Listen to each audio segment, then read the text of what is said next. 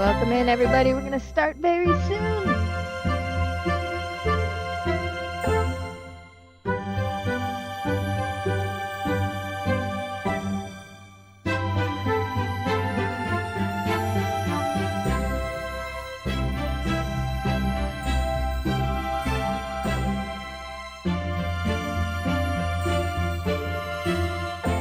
Just imagine full intro is playing, and here we go. PinTech Live 2026.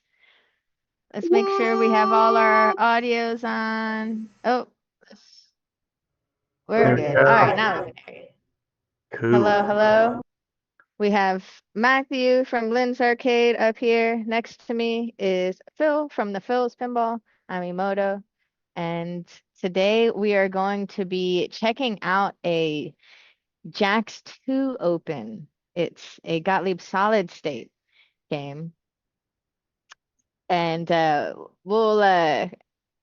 mean, honestly, I don't know what this is going to entail. And when you told me with the System 80, I got kind of nervous. So we're just gonna jump right into it, and then we can kind of like shoot the shit later with other tech stuff. So what do you have going on here, Matthew? So I was talking to Phil about it a little bit, and it wasn't booting, but when I turned it on today, it did boot. So intermittent boot. The drop targets in the center try to pop up, but they don't pop up. Like usually, it's just like a nice solid like kachunka, and it just doesn't. They don't get up. Slingshots are out, and the right flipper is out. So yeah, we need to figure out how to get drop targets to pop up, get the slings to be kicking again. I think the pops are working, and I think in this era game though, it's everything is kind of separated. With the System 80 stuff is it's unique. I was doing a little reading last night on PinWiki, and the driver board wasn't robust enough to handle everything that they wanted to do, so they had to add resistors and diode boards all over the place and separate little boards to make other things work. And then daisy chain kind of everything together. Same with like the ground, I guess, is another big issue on these old games. So you got to redo ground at some point. We're just going to try to get it to work today, and then we'll get into that at a later date. Not working, it's just all power issues. It all seems to be power issues. So we'll pull the back glass out, and we'll lift the playfield, and we'll start poking around and looking at stuff and seeing what we got. That's such a beautiful backlight. Look at it next to Dealer's Choice too. Yeah. Both beautiful backlights. Yeah, both super cool games. Dealers is another big one that's going to take some... Look at my zooming in skills, Phil. Oh, look at there. And look at those original... Are those... Yeah, those are OG displays. All right, so something to say about all these Gottlieb games with these edge connectors is you never, ever want to take them off with the power on. Ooh. Because if you turn them sideways, then you can put voltage and stuff where it's not supposed to be. And usually it'll burn up the chips on them, and you'll see them like all come on and lock on all the digits and stuff after they've been burned up. But it's a lot of that times when they get burned up that bad, it's because somebody had the power on and pulling them off. But their edge connector, anytime you have an edge connector, you don't want to be doing it with the power on. Very good to know. Yeah, there's so one of the ground mods that they talk about is on this edge, these two, this like interconnect. There's this one white ground. So they need to add another one to the other side because it's a two-sided connector. With two rows of wires on going down the long lengthways, and then the last one is ground. So you double up the ground on the backside. But let's go underneath and see what we got. See if we can find. And those green covers for the displays are super hard to find too. Yeah, these are We don't. Definitely OG. Paul. Yeah. Those green filters on those. I think there's a couple games that had blue filters as well, but those green ones they use on Haunted House and a few of those games. And we had some games that we just tape them back on because they had cracked and things, but you can't find them. So yeah, like you were saying, Matthew, the System 80 where they came in, actually the 80A was really when they started doing it. But all those things, you see all that row of fuses up at the top of that board there. Yeah, they started kind of individually powering everything and giving everything its own fuse. There may be one or two solenoids on the same fuse, but it wasn't going to be like a whole big group of them you going through one fuse like they used to do. What is that Pretty. to the right side of the playfield? Those three little like boards. These are either Yeah. gonna, like, I want to say these are like pop bumpers. Yep. So these Whoa. drive, each individual pop bumper runs through these things. So that's where I was saying like that the driver board in the back doesn't have enough space and it wasn't robust enough that they did this kind of stuff. And then you see all these, like, everything's got its own individual uh resistors, Di Yeah, diodes. those are the diodes. Yeah. So instead of Yeah. diodes on, it was like instead of diodes on the switches or diodes on the coils, it was they Yeah, on all all the separated. switches. All the switches. Yeah. Yeah, Yeah. that's what it was. So all the switches had their diodes were off of the switches in this era. This era should still have, diodes on the Coils. coils. Yeah, they do. Yeah, you're right. Yeah, and stuff, but they did move the diodes for the switches off, and lamps and things, and so and they kind of kept going with that all the way through System 3. They did some of those same things where they pulled them off, and those pop bumper boards eventually, usually you want to upgrade them or do refurbish them because they will lock on and there's some modifications to do to them. So switches that they recommend, I mean, not switches, fuses they recommend adding in there because those are prone to just locking on and burning up at times. Hmm. Same thing happens in like the black hole and Right. in haunted house. Haunted house, that one that kicks the ball all the way up through for the playfield and everything else, that one tends to burn up because they just get used so much. And then if any of those parts don't work, then it's just firing over and over and over again. And that's when you see, because there's no safety in there, so there's no fuse to blow, there's no anything. It's just going to keep firing it over and over again until everything burns up. Wow. Because it's an individual board, they didn't put any kind of safety in there on those. But yeah, so you've got all those fuses up there, so I definitely need to check the fuses. But then I would definitely recommend us going through and just kind of metering the coils that we can get to, since it's a new to you game, and Hmm. just making sure that there's not anything shorted, you don't see anything weird, and stuff like that. Usually you can hear them when you turn the game on. You'll hear it pop on, and you can hear those coils lock on. But every so often, if it's already been burned up, then you won't hear it because it's already melted itself together. Right. And so, but yeah, they're most of them, as long as they're free, they should be good. But it never hurts to go ahead and put a meter on a few of them and just make sure that they don't ohm out to under 2 ohms.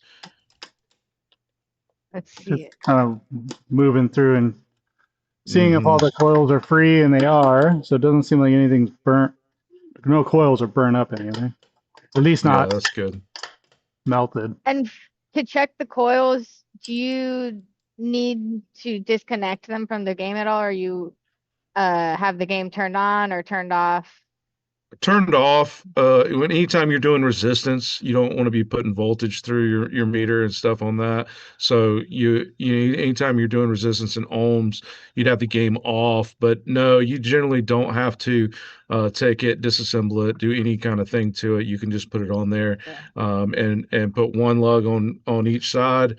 and just meter across it. And you just want it in general. I mean, you have a lot of different coils and different resistance and stuff, but as long as you see it that it's above 2, usually you're okay. It was when you get 2 or under is when you know they're starting to have some damage to them, and Gotcha. burn up and melt on the inside. And so, um, but it just depends on what it's trying to do. So the lower the ohms, the lower the resistance, the harder the solenoid's going to kick, the harder the coil is going to pull in that plunger and fire that solenoid. And so if you've got like a 3.5 ohm, they'll usually use that in vertical up kick, something where it's really got to push the ball.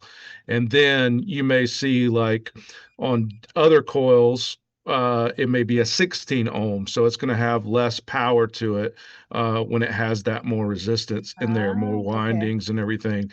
And so they use the different powers everywhere out through the game. So anything that needs to see a really hard kick or something, you'll usually see like a 23,800 or something that has a low amount of windings on it, and that under 1,000 windings. Whereas something that needs to hold and stay on, you may it may be 2,600 windings, or it may be something a good bit higher, so that it can stay on, dissipate that heat, and not burn up the whole entire coil. What is like the ohms for kind of a general like flipper coil? So a flipper coil, you're all in these airs, it's always a 3 lug, so you're going to have 2 different coils in one. And so the action side, the power side, is usually going to be in that 3 to 4 ohm range. And then it just depends. They swapped it around a good bit for the hold side, but you're going to usually see a larger number. And it depends on those two. The flippers over time, they changed the way they went about it too, whether those 2 coils that are in one housing there, whether they were in series or whether they're parallel.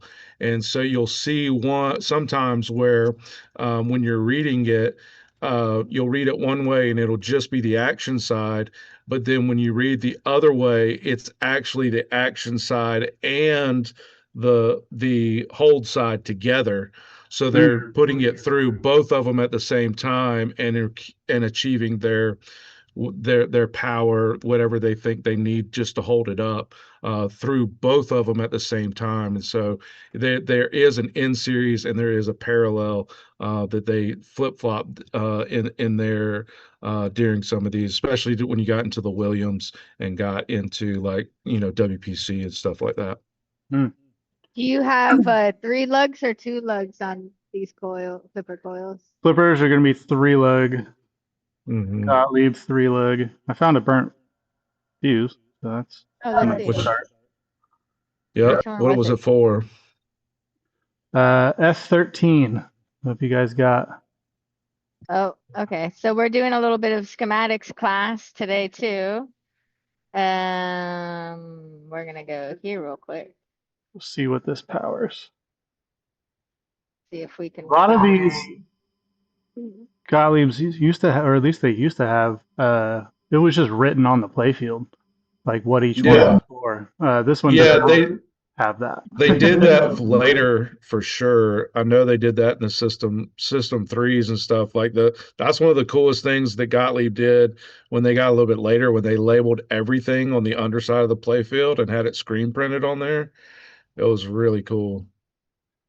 Yeah, I'm gonna need help finding this value too. I can't see the damn thing on this thing. It's all worn away. Yeah, I'm looking for that fuse chart. Of course, they're not going to have one. I think it might be a You're in the manual. Yeah. Can you see what the fuse values are through the schematics too? Right. Yeah, you should be able to. There'll be, um, you're going to end up finding where those solenoids are labeled at. So you should start seeing on one of the sheets where they are scroll Zooming in a labeled. little more. scroll to the right a little bit. Display controls, segments, digit strobes, solenoid Solenoid. and lamp control. Okay.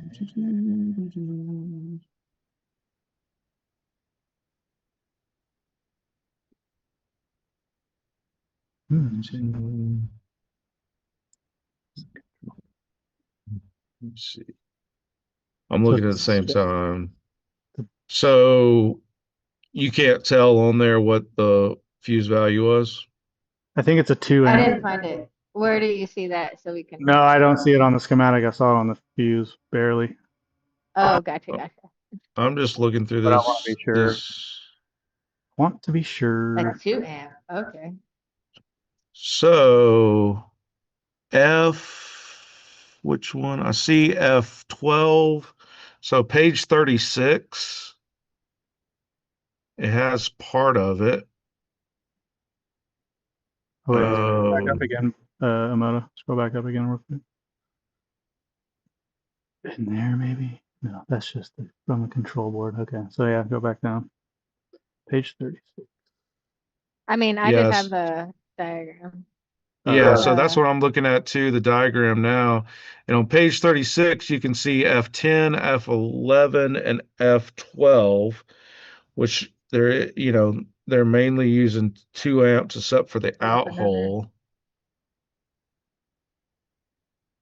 So I would say you're right with that 2 amps, and that sounds right. And so we need to if we put it in, we just need to look for a few things locking on right away, identify it, and shut the game back off. Can you Because it's show going us where in the schematics on the screen we're looking at? to, yeah. So I if you can go to find it. page 36 and 37, it should have them right next Okay, to good. each other. And then, yeah, so right at the top, in the left quadrant of that screen there, you'll start seeing, oops, I gotta zoom yeah, or now something. it's on the Oh, right, yeah. the very right. Uh, Oh it, no. it shows, yeah, it's the very top. Now you're in the center, go center, and it shows it up there at the top, right there, um, in the center now that it's, This? uh, Oh To wait. the left of no, that, one left of the just to the cover. left of that. You can see where I'm it's like talking trying to about get it in the entry. OBS frame. Oh my gosh. Yeah, leave it right there. That's good. Yeah, but just up there where it Up shows here? those coils coming in. So So you see that box all the way up in the upper right. Just to the left of that box, you start seeing fuse values. where it says color code, black, brown, red, to the left of that, right there is F12, F11, F10, 2 amps low. Okay. How do I get there on this You were screen? you were there. You were there. Mhm. Uh, But so, do you have a two amp we can throw in there? Yeah, I do.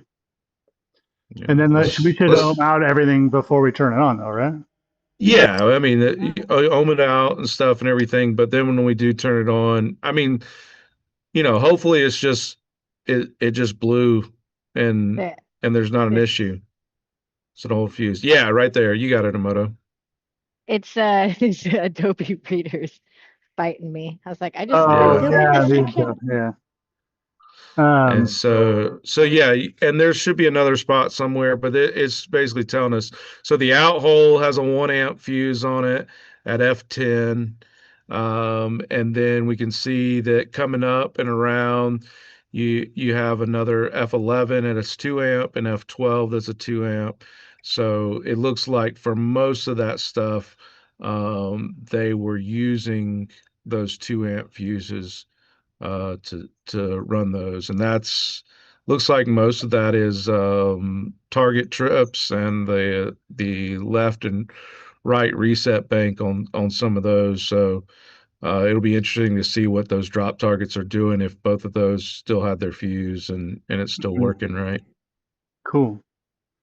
Moto, if you want to take the small screen in the top right and go to a different camera, I have the Fluke setup in front of it. So, Oh. Nope. mhm. Yeah, I can get Okay, so if you ohm out some of those coils, what do we see? that. Let's go. It's on ohm.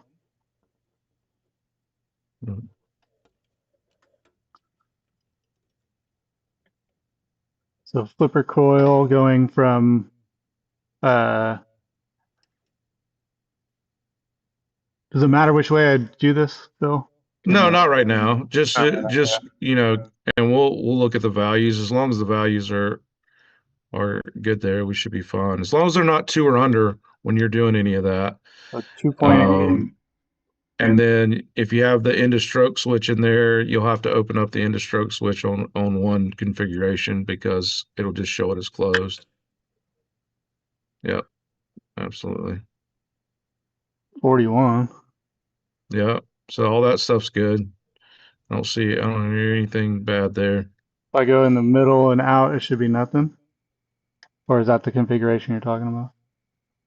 2.8, that's fine. All that stuff's, all that's fine. So as long as you're switching back and forth on the flipper coil and you're not seeing, and the end of stroke is open, because you got to have the end of stroke open, otherwise it's going to give you a false reading.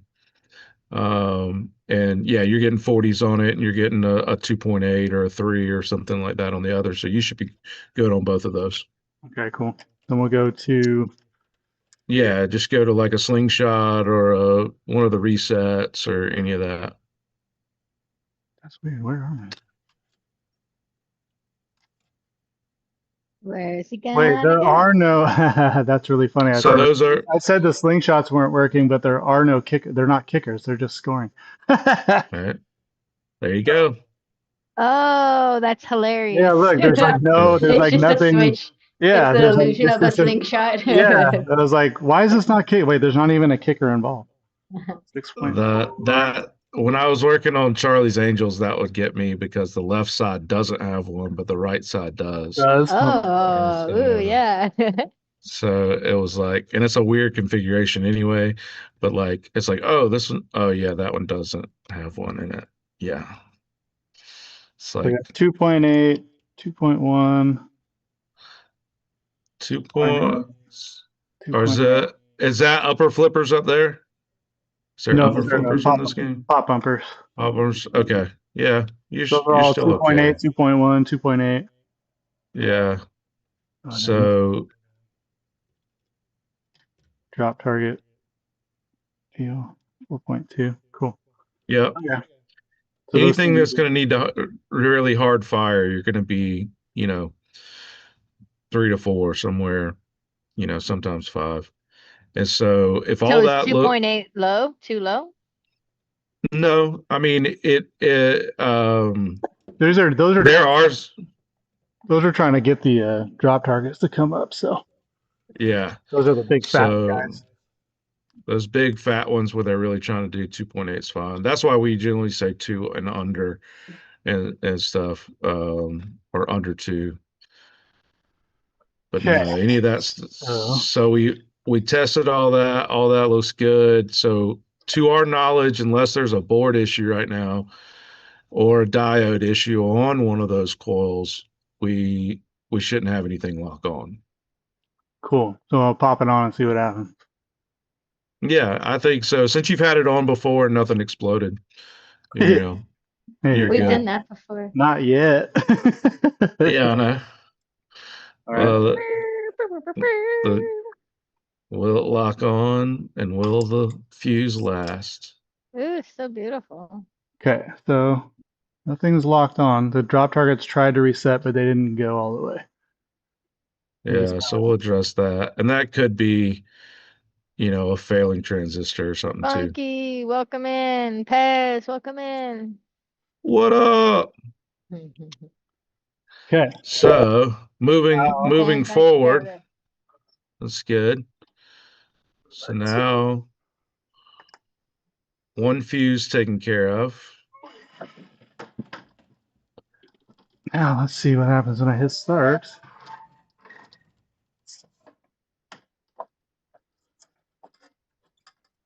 Does it all blow up? Does it all blow up? Let's find out. We were at Look at those green displays. That is really cool. yeah.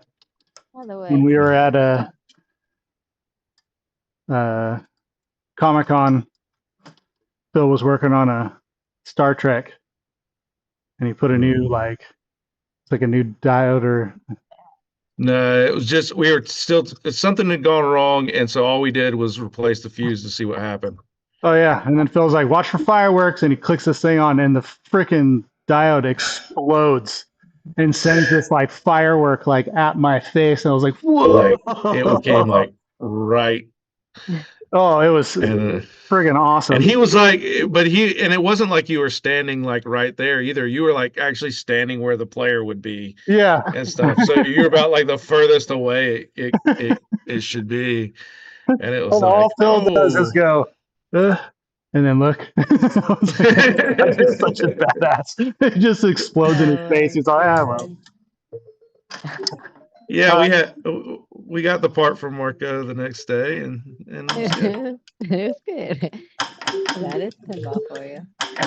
You got sounds too. That's another good sign. Yeah, that's We got cool. sounds. We got pop bumpers work. Just the drop target's not coming up all the way, and the right flipper not working. But other than that, it seems to be Where are the drops? Oh, off center. in the center. Yeah. Yeah. Neck. But let's do something real quick. We'll manually put them up and see if they score. Matthew, check on this one.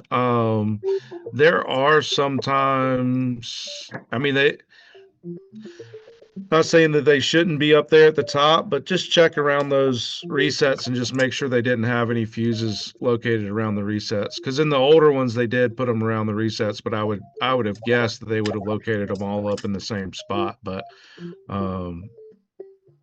they do sometimes have ones in different places.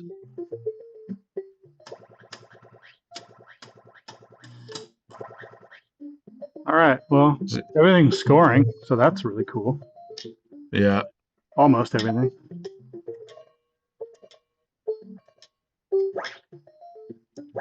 Yeah. You gotta get the dust off of that. Yeah, they're just definitely okay. So all switches seem to be working. Got some lights out. That's okay. So we're looking at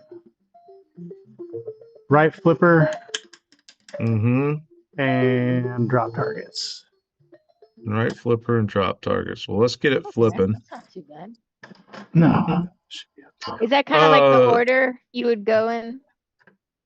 Yeah, I just kind of see. Like you went to the flippers first instead of the drop targets first. Well, the drop targets. I mean, you can do either. Yeah, either or. But like Phil said, getting it flipping is kind of You want them all to work, flippers to work, and then you said there was a separate. You're like, it doesn't matter, but yeah. But yeah. Yeah, sometimes there's a separate fuse for those. And again, I mean, I just double check because Gottlieb did a lot of weird stuff. Phil Senior here. What up? Yeah. What up, Dad? We're looking for some fuses. Yeah, there is a fuse down here. Yep. Where? We want to see. Right there. Yeah. Yeah, just double check. Really? Oh my gosh. That's so hidden. Nice. Yeah. Okay. So double check that and see if there's one for the other one, because a lot of times they would put one for each of those big, huge coils like that. And so just make sure, that's not blown as well. So that fuse is probably going to this It's going to this drop target. Well, so there's two. That coil. So there's another fuse under there on that side, on the right side. Negative. Hidden? Oh. Negative. This one goes so they made to this coil. Looks like this was set in. This is like a new fuse clip too. Like it's a brand new. Okay. It's a And one they of the may plastic have, I versions. mean, yeah, they probably have those daisy chained together and stuff and running off the same Gotcha. one. They can, but a lot of times we'll see it with the bigger coils like that. You'll see a fuse individually for each one of those. On a lot of those Gottlieb games, that was one area that they did seem to put protection sometimes. Let's see. Yeah, I'm not What seeing. is But okay, that's according to the schematic a minute ago, it looked like there was one fuse for both of those. yeah, that's So what that I would was make trying sense. to pull up Does again that have here. a F number on that fuse No, this is why I think it was put in later? later. Yeah. Because yeah, So they didn't. there's no sticker for it. It's a brand new fuse clip. It's a plastic So fuse clip and not one of these cool old yeah. I'm versions. trying to S- see. So What my page is it on the schematic? it was I it see was the pop same bumpers stuff and we're the oh, that okay. was Oh, what we it's were still looking the same at one. before. Yeah. Yep. If you looked at where those flowed to, it looks like F11 comes up and around and goes through pin 3, and then that ends up powering the target bank right reset and the target bank left reset. You can see on there. And so now you're at the spot where the other fuses are. There you go. So down on the right hand Oh, side, you can see there's F14. So would you say F15 was the one that blew earlier? yeah. Maybe I need to zoom out. F13. F13. So if Yeah. You guys F13's see? right there. 2 amp. Yeah. And that's Yeah. for left pop bumper input Yeah, but output. what Yeah. about the drop target? Center pop, right pop. So those are all the pop bumpers. Yeah. So 13, 14, 15, okay, those are all pops. 10, 11, 12 is other stuff. So if you, 10, 11, 12 is scroll left. Yeah. So 10, 11. 12 is actually the drop target. No, wait, it's drop target. That's the trip bank. Right. And then Yeah. 11 And is left bank and 10.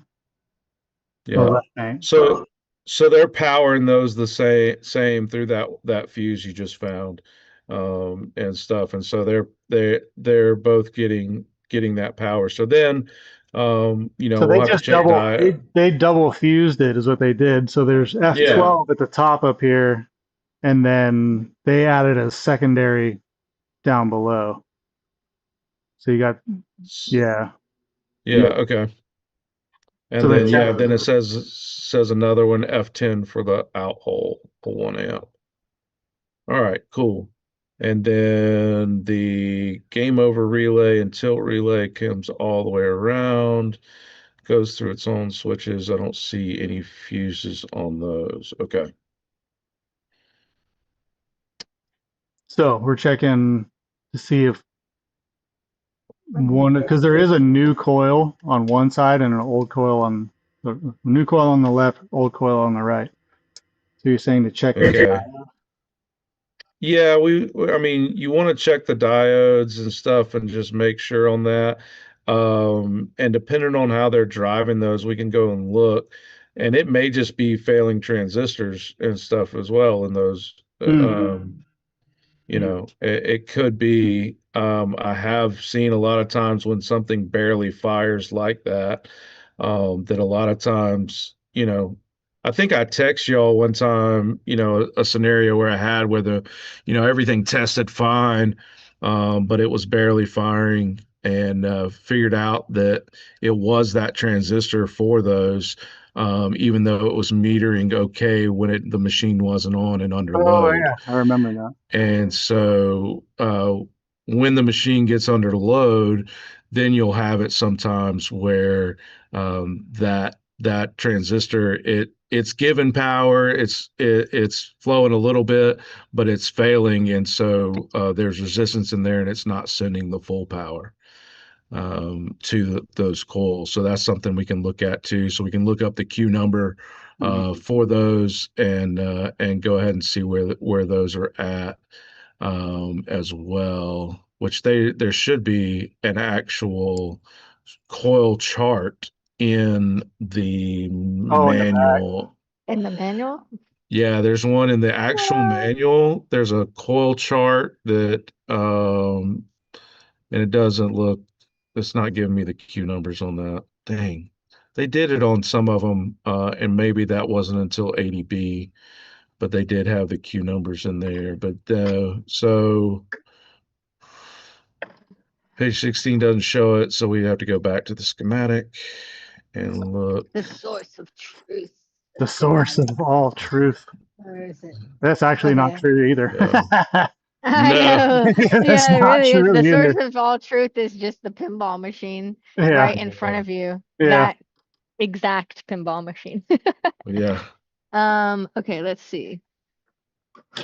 We're gonna dig through the schematics. We're trying to find the transistors that are driving the solenoids for the giant drop target bank here in the Gottlieb jacks to open. So we're looking at it and it's telling us that solenoid number 2 is the left reset and solenoid number 6 is the right reset. So if you'll go to the schematic for the driver board. You got a page. I'm looking for it right now too. Control, there you go. You're on it. Driver I board. found it. Haha, I win. Yeah, you do win this time. This time. This time.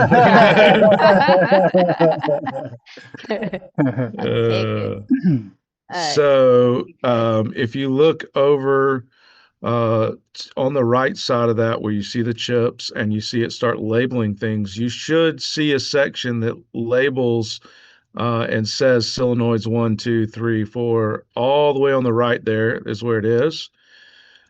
Oh, down here. Yeah. And so we are looking for solenoid 2 and solenoid 6. Same age 3J4. Oh no, That's chat. behind you. Chat, you're in the way. You're in the way. Exactly the way. So Okay, 2 and 6 are on the same side because it's down below 5 there. I don't think you'll be able to get to it without it messing up. Yeah. 2. Oh.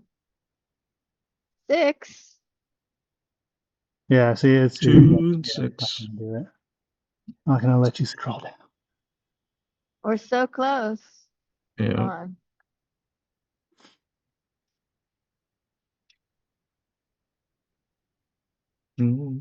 But yeah, those Q numbers for those solenoids is what you're wanting. 64 and what? Yeah, it just won't let you. It's your Eastern time. Your time block is right in the way.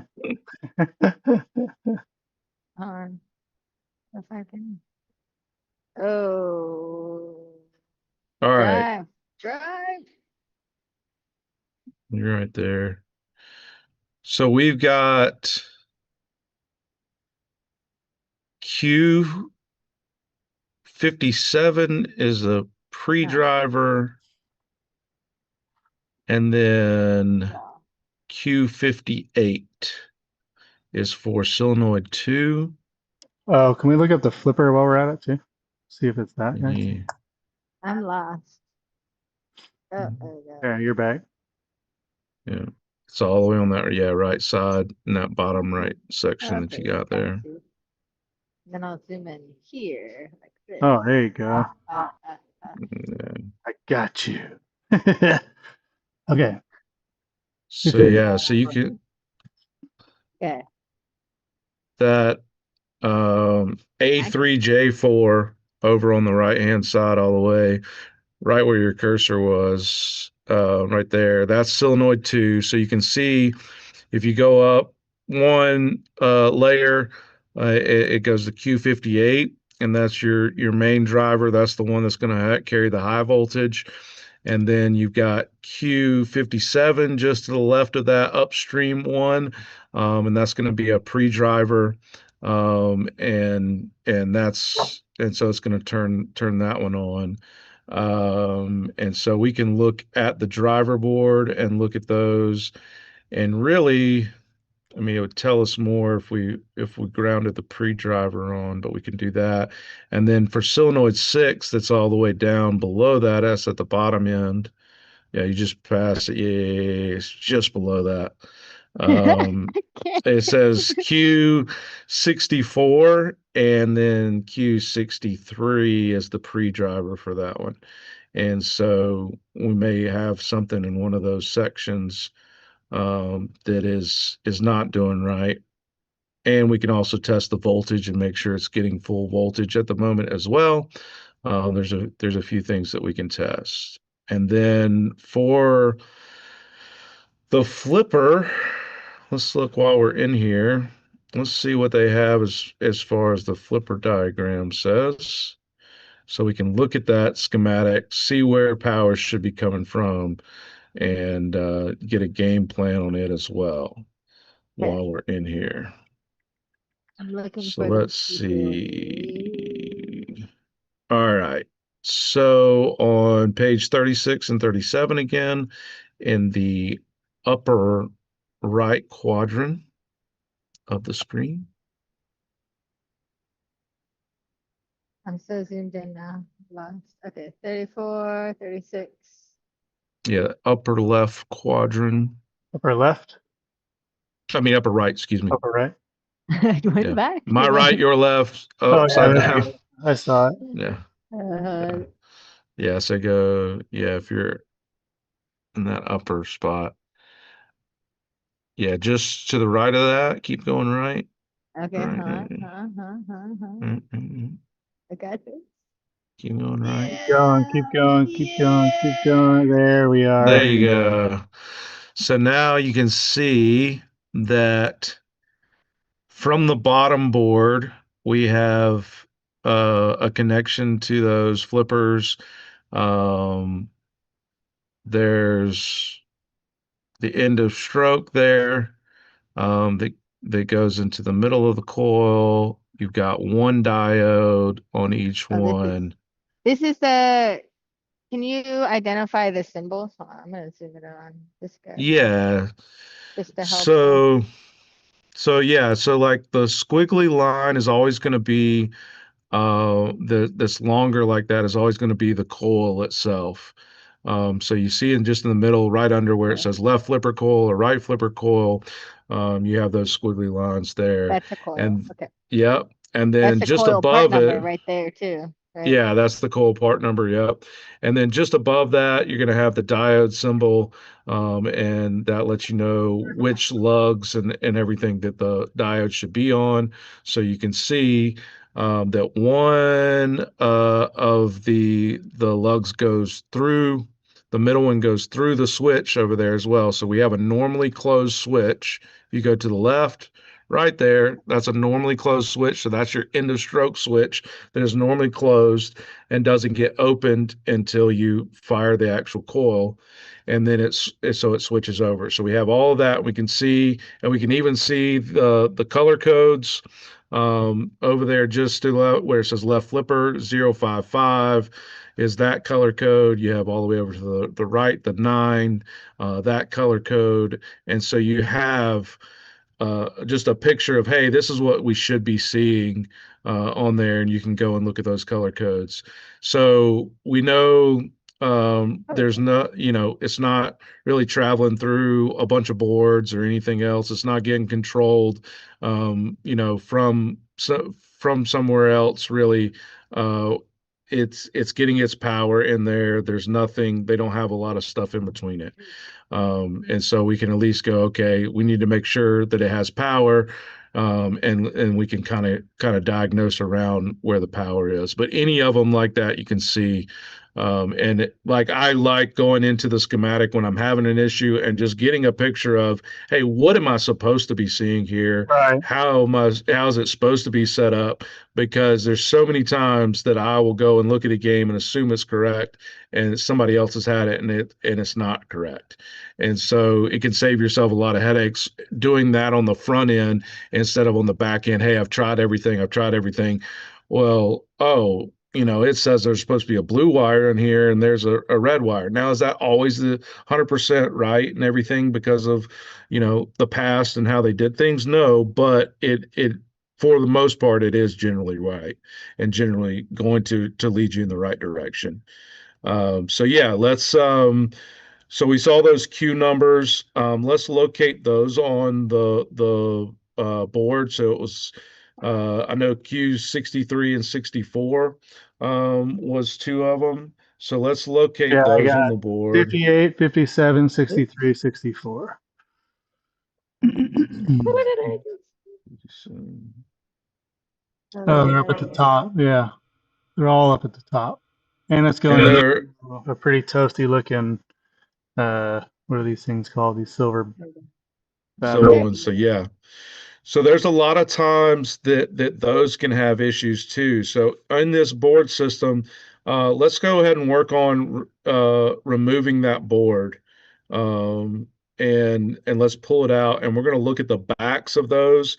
That one may be beat. It may be done, and maybe like I'm saying is like, hey, you have it failing, and it's going to test okay, but under load, it's going to fail. But let's do a couple things. Um, Any tricks of the trade on removing that giant cable connector down there? How many rows is that? This It's thing? not as bad as like those one like the one I have on No Fear, that interconnect board thing. But yeah, that guy. yeah, Just yeah, gently. Just Go be gentle. take your time and don't grab the wires. Like grab the yeah, casing and like use your fingers to kind of like pull the casing down. Don't ever grab the wires and pull the wires because you can pull them out of the connector. yeah. These ones aren't so bad. Like they actually come out fairly easily most of the time. They're not super crazy. Yeah, I usually rock them. And so if Yeah. I'm having trouble, you start rocking one side and rocking the other side, and it'll usually break loose and come if it hasn't been off in a long time. But in these systems, it's like Matthew said at the beginning, that interconnect that's between the black connector just above that board that's going into the MPU. That's the same type of stuff they use in the system ones and everything. They had this interconnect cable that goes between the CPU and MPU and the driver board. And because of those pins in there and they're edge mounted, corrosion, them losing their spring or tension to them can cause a lot of effect. And for the longest time, we couldn't find those pins because they're biperforated pins that are in there. So that means they have two kind of leaves sticking out, and then it touches the contact, and we couldn't find them for the longest time. And so those were like sacred. Like we all had like little stashes of them when you could get them from somewhere, and it was like, hey, you got the stuff, I got the stuff, But good old Marco and everybody figured it out and figured out how to source Yeah. them. And so sometimes it takes repinning those, but like he said, adding that extra um, ground wire in is a good one. And then I think they even sometimes recommend doing it on the power side too, the 5 volt side. But if you have issues there with that, then Oh. then you're getting a bad communication between that driver board and the CPU and MPU. And so a lot of times you'll see if you have like the whole machine locks on when you first turn a game on, there's usually an issue with that interconnect, and sometimes reseating those cables, just that alone, and getting a you know where it reseats it and gets that connection back will help you out there. But Nice. Matthew, so if we can show the back of that board, those big transistors that you were pointing at, they have nuts that hold them in place on the back. You see those big nuts? And that's part of the collector on that one. That one looks toast. I would probably recommend changing that one out, Whoa. and really kind of looking at those traces and stuff around there. That's typical on those boards for that spot to be burnt up. But with that much carbon and stuff like that, it's getting overheated and continuing to do. But one of the things they say to do on these games is to tighten up all those nuts on the back, because if those are loose, then it can cause issues on your game. I don't think that's going to do it in this case, seeing how bad that one's burnt up there, but it's always good practice. And I've heard different people say that, hey, before you do anything else, go ahead and tighten those up, see if you get any difference out of your game and stuff, because it will not function correctly if those are loose. Oh yeah, I had one screw I could fiddle with my fingers. Yeah. These two are pretty good. Oh yeah, this guy's loose. Sure. Mhm. So if we look at Q58 and Mhm. Q64 are those two. So Q58 is one of our problem children. Mhm. That's that guy. That's the really burnt one. Yeah. And then Q57 is its counterpart. Yep, the pre-driver. What's the difference between the big circle and the small transistor? Basically, they're trying to separate the high voltage from the logic low voltage. So if you have this logic signal that comes down and it's 5 volts, or 3.2 volts, or whatever there is, they're sending the signal. They don't want that signal in any way, shape, or form to touch the 48 volts, the 24 volts, the 50 volts, or whatever to do the coil. So it's basically kind of a safety mechanism where each one is its own kind of gate and says, hey, power can't go this way. But when it fails, sometimes power does go that way. And so they're trying to put enough things in the way that you don't get all the way back to your logic or your processor in failure. So each one is separating out the voltage once again, each step, so that the high voltage is separate from the logic voltage. Gotcha. So 63 and 64 were the other two that we were talking about, and this is driving those big coils, right? Both of these. Yep. Like from either side, so it's these two sections. I did order some new boys. Oh, look fancy. He's Ooh. prepared. Yeah. So He I don't did. know. We have to test this guy to see if he's still alive, but I might have some of these left over from when I was doing RoboWar. They might be the same. The MPS, or it's like MPS 45s or something. Dude, you freaking nailed it. Yeah. Okay, Phil wins. Yeah, the Right, MMPS U45. I can't. Yeah. Such a savage. Love it. All right. So yeah, so basically, and so you see how they have those big, huge ones on there.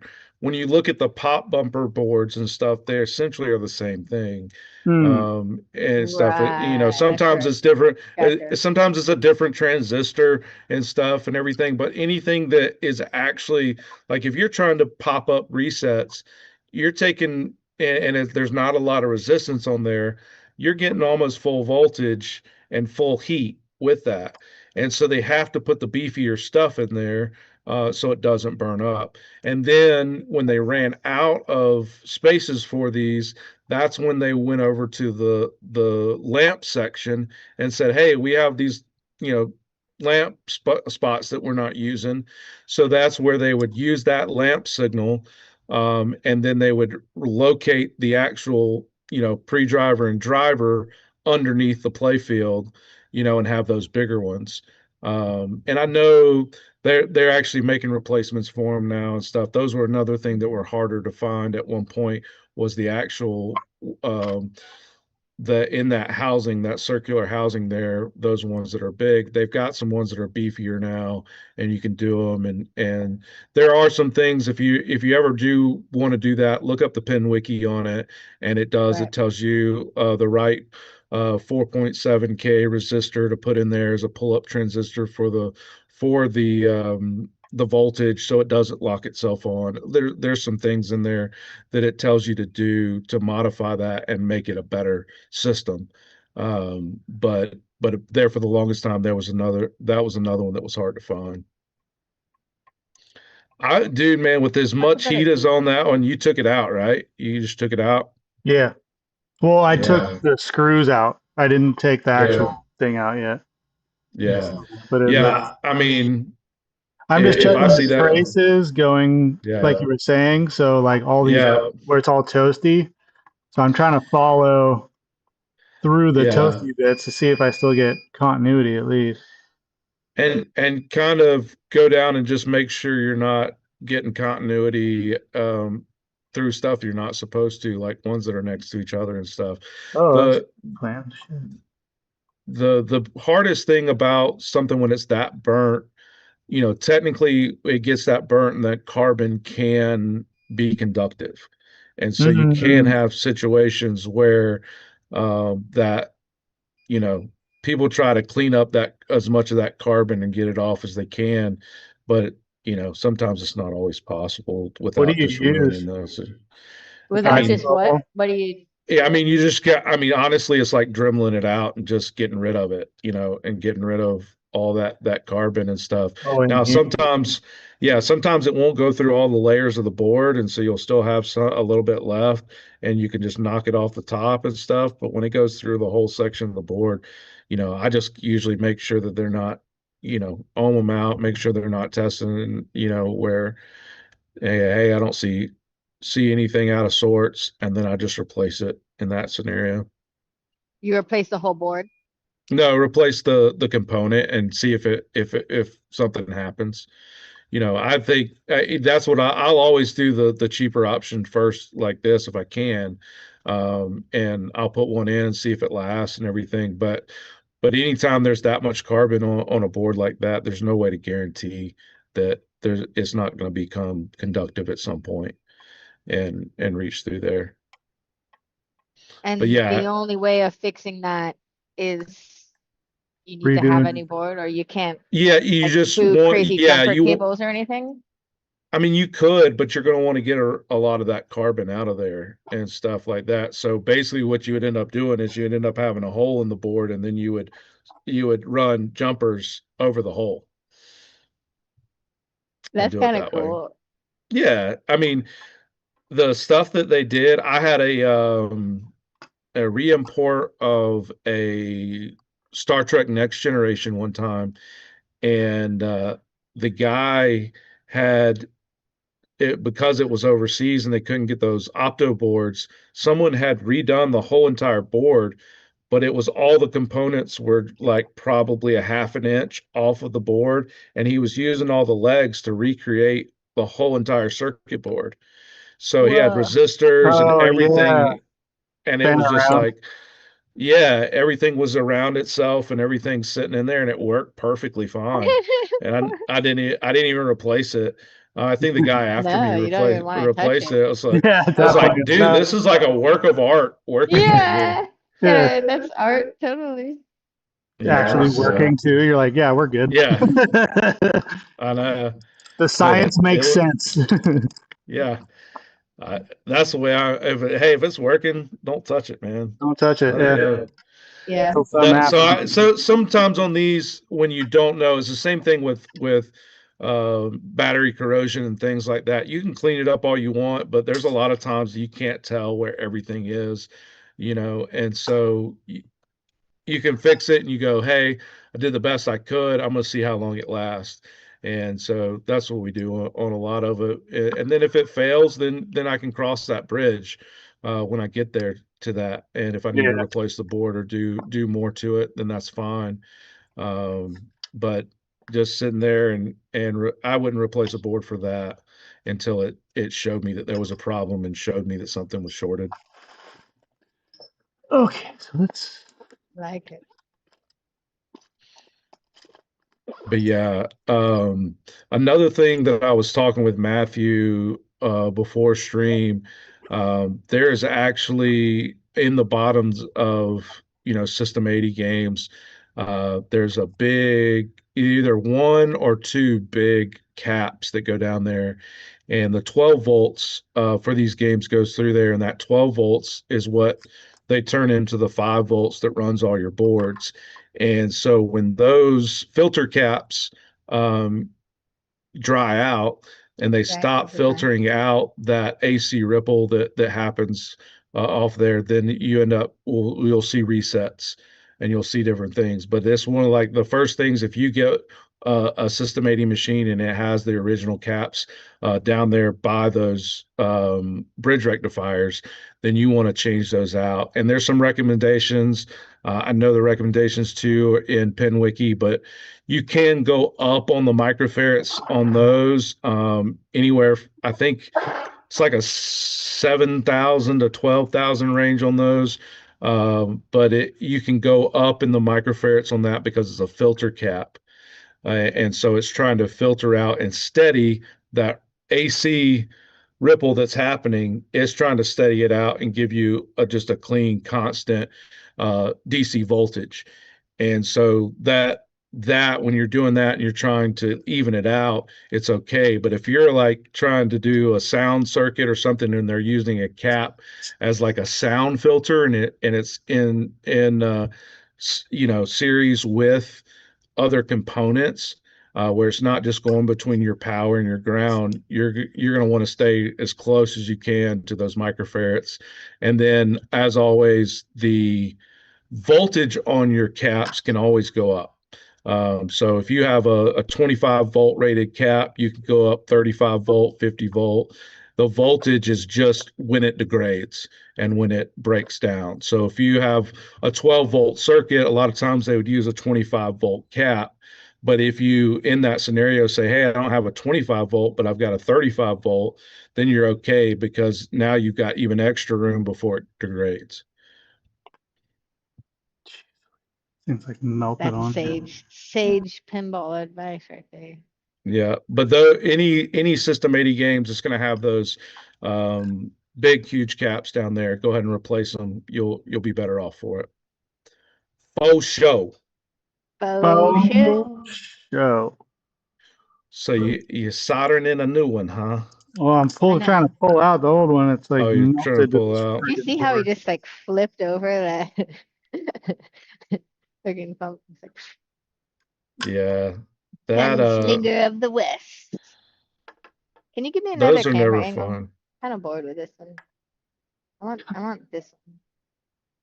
This one. Yeah. What's chat saying? I can't see chat at the moment. They said, hello, Pinball at the Beach is coming up. That is true. Yes. In February, I guess it's considered the first big pinball show of the year now. Yeah, for sure. So that'll be exciting. It is an exclusive event, so tickets do sell out. I think you guys can still buy tickets online, Pinball at the Beach. Look it up. And that's a really cool show because it feels very intimate. I think there's only like 1,000 or 1,500 tickets total. And so it's like Yeah. super So pinball people eccentric. Lots of designers and stuff go down there for like their little snowbird vacation because it's snowing all up in Chicago and stuff. Chill in Florida Beach. So crispy. yeah. Oh my god. Oh ho ho ho ho! I saw that. You just ripped it off. Come Wow. Do that out. again. I mean, it's so crispy on Where's there. he Look at going? that. Crispy. Yeah, it was getting It's Look hot. at like that. So bubbly. it's got this like It has plastic. texture. There's like a Mhm. plastic thing in between. Yeah. Oh, Does the new one have yeah, one of see, those? Because you it's might No, good want to to put save it. back. You might want no. to put that on it. Yeah, just Save the fish paper. Is it considered fish paper? Sort of. that one's like a plastic. Yeah, Yeah, it's like this plastic little fish. plastic thing. Look at this beautiful bokeh. How did you do that? You threw my Oh, there you camera out go. of focus. It's like I just need some music going right now. I know. What's going on here? How did this even happen? I don't know. Focus. Oh, there we go. Focus. Everybody focus. Okay. Good Well, it focus. seems I've pulled a trace on the backside of this, No. but it's so crispy. I'm like, what do I do here? Jeez. Yeah, figure out a way to make yourself a jumper for sure and just Well, I don't know if it's on the backside that it seems to have this is like the top side trace to it. yeah. So I can probably finagle this thing off of here. It's keeping the fish paper on. Let's try You know to. that thing got hot. Hot! Oh my God, how hot did this thing get? Molten lava. Mm. You know it's hot when it's sizzling. And Mhm. it sounds like it's sizzling. Like I'm touching Those the boards Wait, what are you have doing? Oh, you're yeah, no. just trying to get it Wait, off. trying to trying to save get a it tray. off of that. Oh, Trying to it's save still a stuck tray. in there. It's stuck on the paper. Oh, it's funny. There we go. All right, I got a little bit more action out of it. There we go. Come on now. Don't leave me. The first time I ever pulled off a trace on accident, Uh-huh. I chucked it across the room. Do you guys remember that? Yeah, and It was, God was like, no, bro, we it need that. was on PinTech Live. And then I spent the rest of the show trying to find it.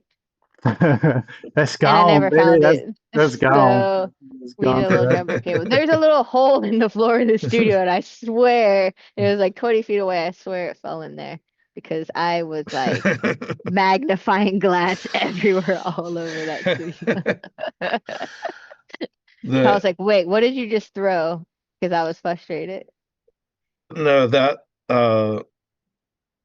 one of the most frustrated I got one time with like losing something like that was I believe it was a Sega Baywatch and all of those um from that era the micro switches have those teeny number two uh hex screws on them with the hex on the Hmm. top Hmm. and I could not find my number two little thing and so I was trying to get it Probably just out like, and then I was like I finally got it out and then I dropped it somewhere in the machine and it was like Oh, oh. there was no way to do it any different and I didn't have another one and so I spent like it felt like forever. It was probably like 30 minutes, but it felt like forever just searching and searching and searching. Never found the screw. Finally oh. finally got a new one and everything else. I was like, I'm done. And it was No. probably over a year later.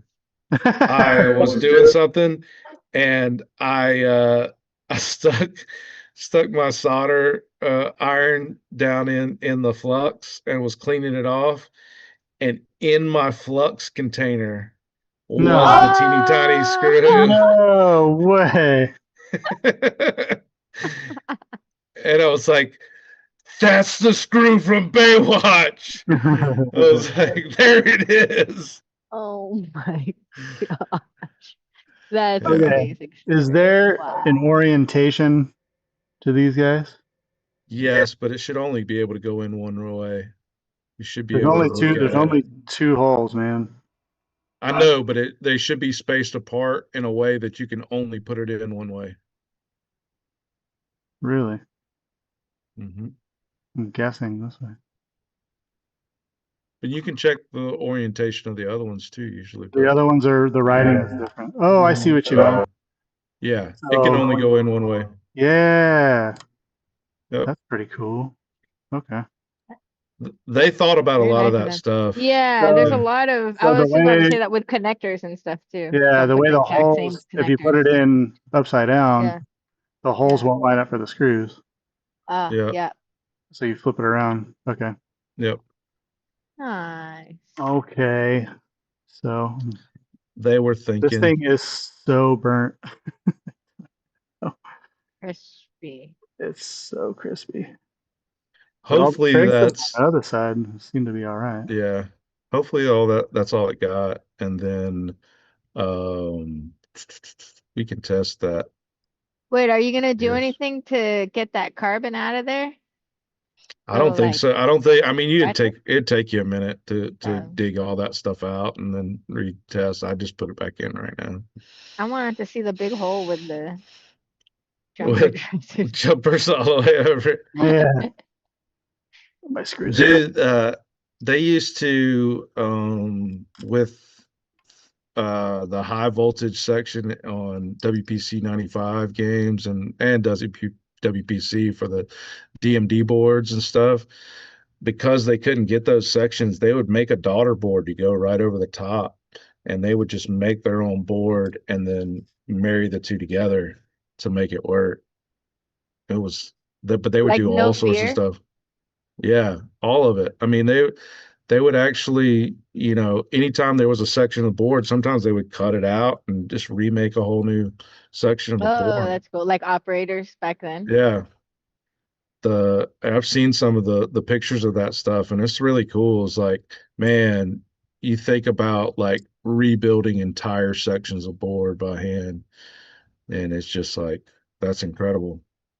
Yeah, I was like, I need to repin all the header cables and stuff on my no fear, and I Hmm. opened it up and I was like, close it back up. Oh, did Poor that? Yeah, boy. you're like, Yeah, and it's like, that's enough of that right And another they're going to day. storage right now. There's so many connectors on that game. I can't. Oh my gosh. It's just Yeah, lots and lots and lots and lots and lots of lots and connectors. lots of It's just connectors. like you can't see anything but connectors in that. That's another game that caught on fire for me at one point. I had a no fear, got it from somebody, and I forget. I think it was the transistors for the magnets in the ramp, something along those lines and stuff. I turned it Oh yeah. on, You need to figure that out because that's one of my issues right now. and it turned on. No fuses blew, no nothing, but the resistor and that transistor just lit up orange, Ooh. just sitting there Whoa. glowing, and I was like, "Well, that's not supposed to Eh. happen." Not supposed to happen at all. Yeah. So are you building a little jumper where the trace once No, it was was? a trace. It Or what was are we doing? just the other side of the Ah, trace. The the trace on board this side scratched was on the fine. glass. That was savage. Yeah. Oh, did you get I a nice got you. little squeak squeak? Oh yeah. See. Never be the same.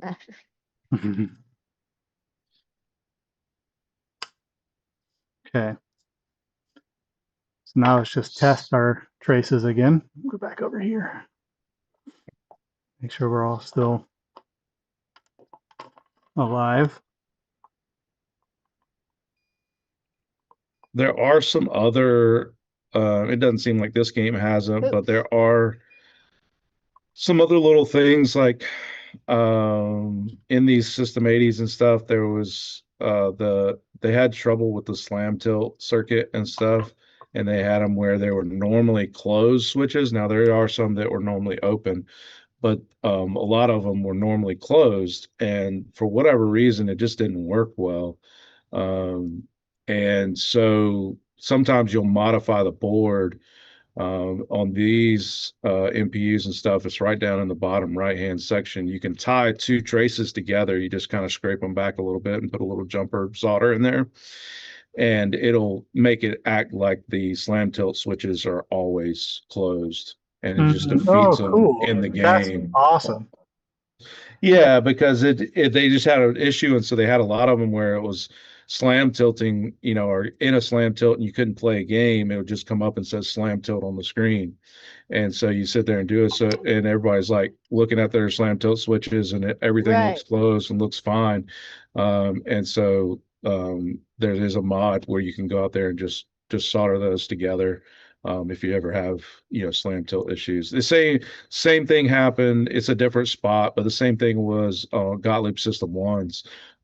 Sometimes those would have issues, and we would every single one that we had of the Gottlieb System ones, we would there's that little thing goes again. Are you moving me? Yeah, I'm moving it. Like I'm watching myself move as I'm talking. And you're all good. But no, they did on those Gottlieb System ones. They would have issues with that slam tilts as well because they were normally closed instead of normally open like everybody else did. So a lot of, all the Williams, all that stuff, the slam tilt switches that are on the doors, on the play field, Right. on the lower cabinets, all of those were normally open. And then when you shook, the weight would actually close them. Where Gottlieb on some of theirs, because they're Gottlieb, did some of it basically the completely opposite way, where theirs was closed and the weight is going to lift it off. And so for whatever reason, the circuitry and stuff didn't work. So You know what my you can trick was defeat for those those? on the board. What was that? Was Put zip something tie. in between. Zip tie, just zip Zip tie. Zip tie tie to that sucker close. together. Yeah, it was like you stay Yeah. closed. Yeah, Like you will not 'Cause open anymore. yeah, it's frustrating, when a game resets and stuff when you're in a tournament and everything. I mean, Yeah. that's the big deal, because then you got to go and give a Well, comp like ball, too, do yeah, different things. adjusting the ones on the door for the Williams one, because you can like, when you're rocking the machine a little, and that's what it's there for, right? The Yeah. slamming, but sometimes it's a little too sensitive and you're just doing like a nice little nudge and then the game's like, Yeah. so, like opening the door and like pulling that switch back a little bit further so it never Yeah. freaking does that again. My buddy here who has an arcade, he's got a couple games and stuff that are notorious that people, play them and then walk away and there's still games on them because he's in a free play environment. Right. And so he adjusted several of his slam tilt switches so they're super sensitive. And instead of resetting the game, he just goes and knocks it with his knee. Oh my gosh. He totally fonts it. Okay, I'm fixing mine. That is the coolest. That's how I've been fixing Dig Dug lately. I just like watch it and be like, man, okay, the monitor goes back into place. It funds the pinball machine. He does. And I can do it with he'll Corvette. just go. But it's funny but though. You don't really want Oh, to there do you that. go. Ooh, what you got? Ooh. That's the one that I pulled out. Zoom in on that bad boy. How Yeah. toasty, Yeah. like, oh, you can't. Put them under the other camera. Put them Oh. on the and I can really focus in on them. Ew, watch this. Like, look how corroded and just burnt to hell. Hold on. Yeah. But come closer. Come closer. Okay. Oh wait, oh wait, right there, and then your light is that's crazy. Rotate it slightly one side or the other. No, yeah, like left to right. Yep, there you go. Wow. So tasty. You'll see. Save that for me. I will. Yeah. For my art collection. Okay, I'm gonna make the coolest pinball parts art ever. so now let's moment of truth. This we're watching the drop targets. That's where everyone No, want to wait. be. Yeah. Oh, it is? Okay. Yeah, I was like, wait, let me set up for the money shot. So when I turn this on, it's either going to explode. Wait. Or... Hold on.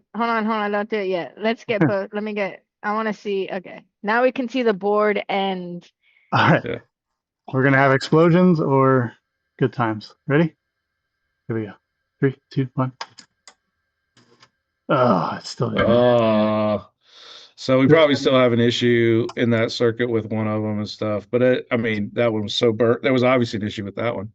So we may still have the pre-drivers and things like that. So we can go test those and stuff. But that was a good try.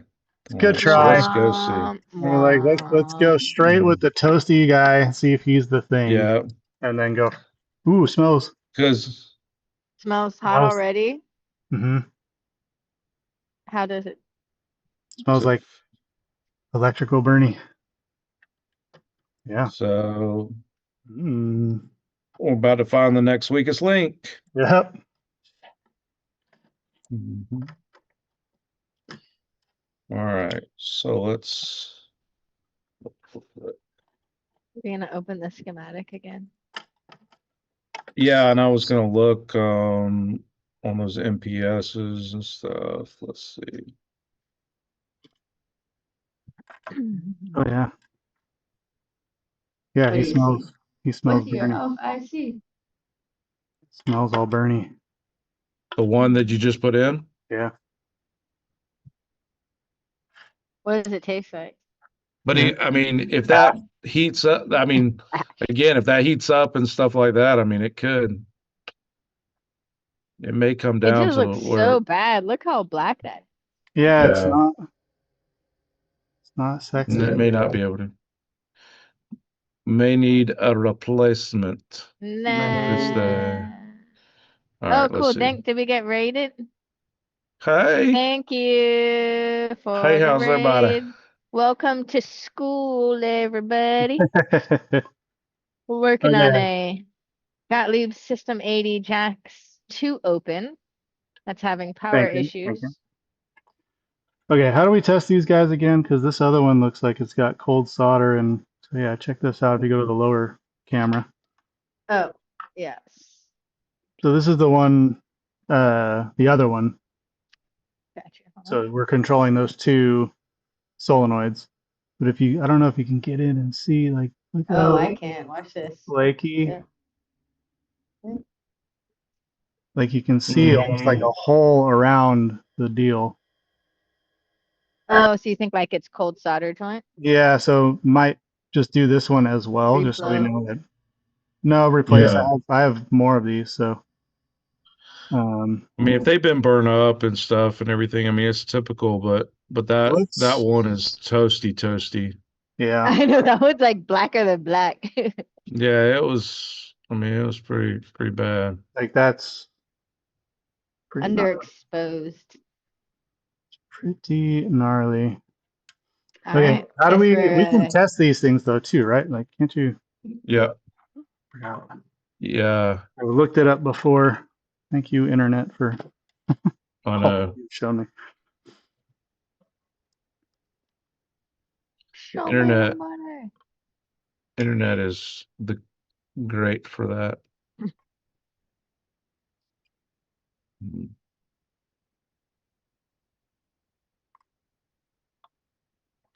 So from one You what pin you to getting? another. Because we don't. Are you Mm-hmm. doing continuity? Oh, I can't. There In you go. diode Should be a test, yep, Oh. diode test. and Oh, okay. I from see.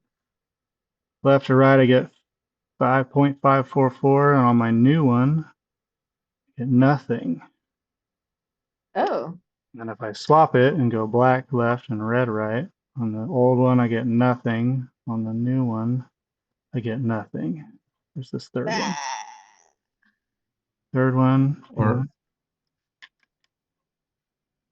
So it's supposed to get Oh. 0.541, it seems, There you unless go. these other two are burnt up.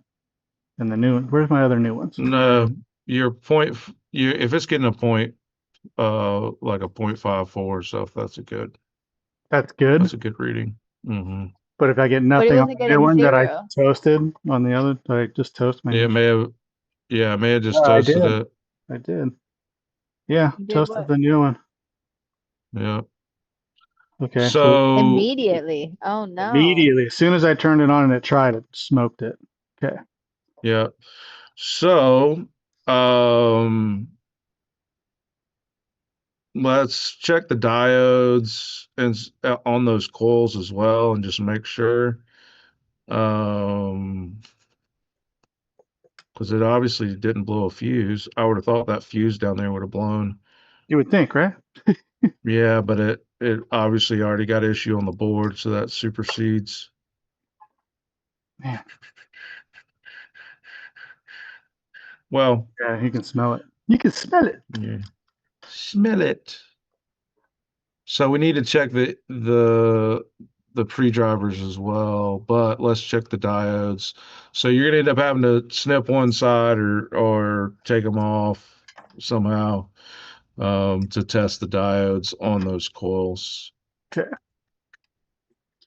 So this guy has enough room, I think, that I can But side and again, read. I mean, could be showing you.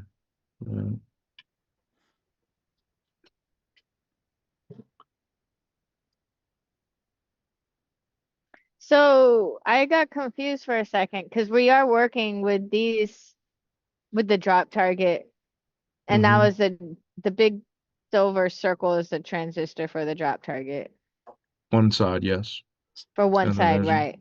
yeah. And then the other, and then they had the fuse that was going for both. Didn't we say we were gonna do the flipper first? We did. And then you sidetracked us. Okay, because I was like explaining in the chat, and I was like, "Oh, right now we're working on the drop target. Wait, we're supposed to be working on the flipper." No. Okay, You said, sorry. why not this one first? And I said, I don't know. And then so we went to this one. It just like, who needs drop targets anyway? Okay, so my getting warm. This game is getting me warm. Take my time. God damn you. Okay, getting serious. Lose the hoodie. Yep, yep. Okay. So this diode, black on the non-banded. On the diode. By the way, red on the non-banded, black on the banded. Yeah. 0.572. And then the other way should show open line. Yeah, it does. Yeah. So that diode's fine. Yep. Have enough to get you put back together.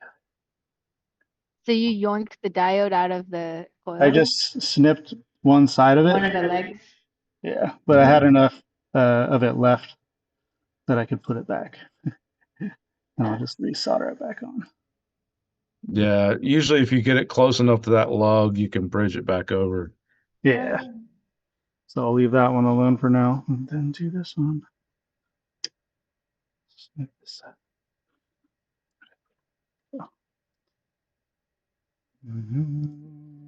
Boop.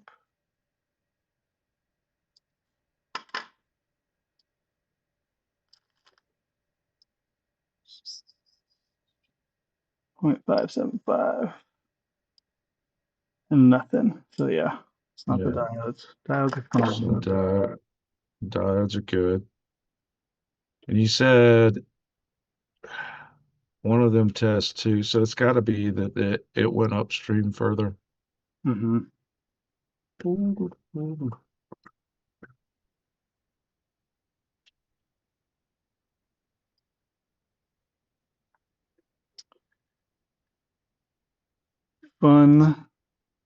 Fun stuff. Mm-hmm. Man, that thing smoked it immediately. That's crazy. It said Said nope. without the bearing. It said you're wrong. Wrong. Wrong. That's the good thing though, Yeah. is you have more. And we're not afraid to blow things up. So you gotta be not afraid to blow things up. Yeah, I just gotta, it's kind of part of the process sometimes where you're like, that might be it. I mean, but you can test with a board, you can test upstream and everything else and keep going. Yeah, test all the other stuff now.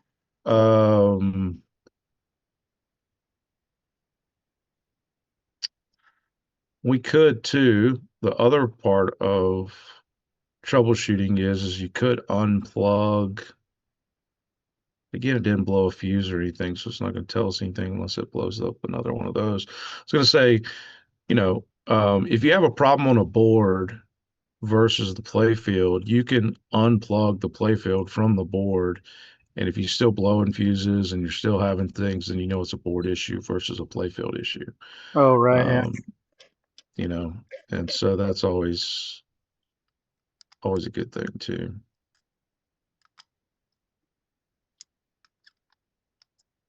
Okay. So I'll drop this back down and we'll get back into the board stitch. Mm-hmm.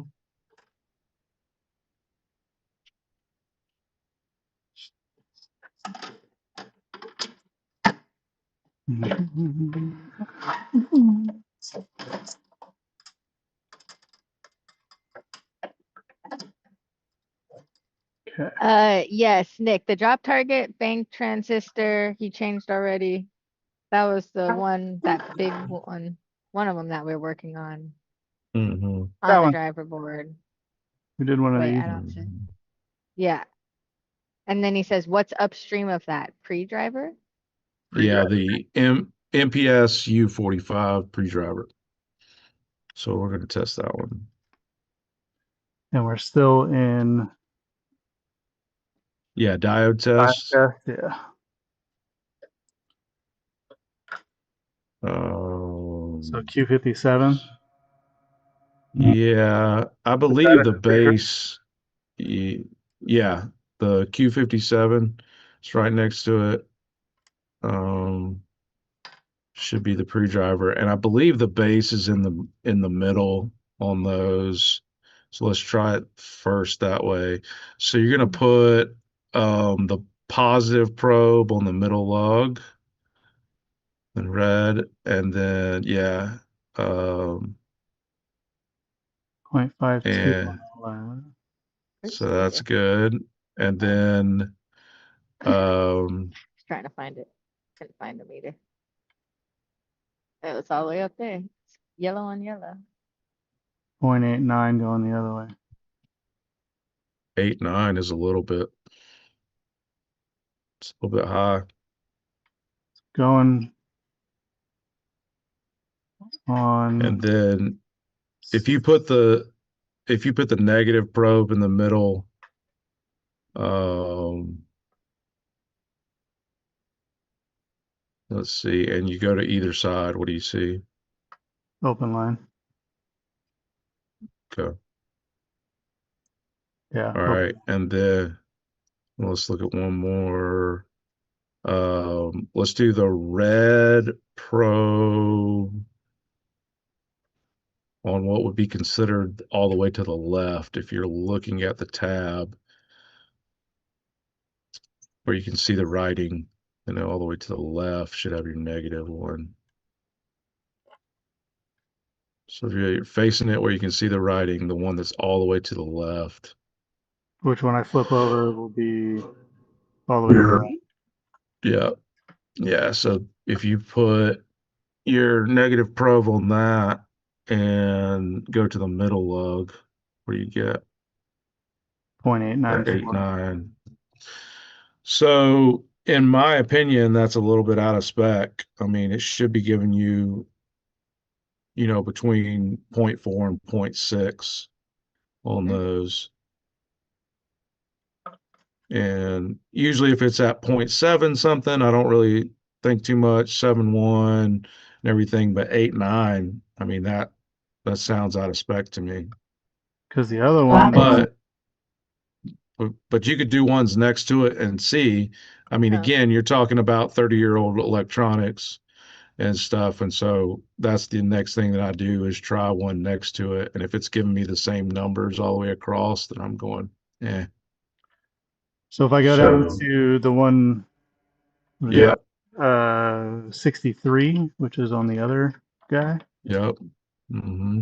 We can test and see. I'm getting I mean, they could be. 1.275.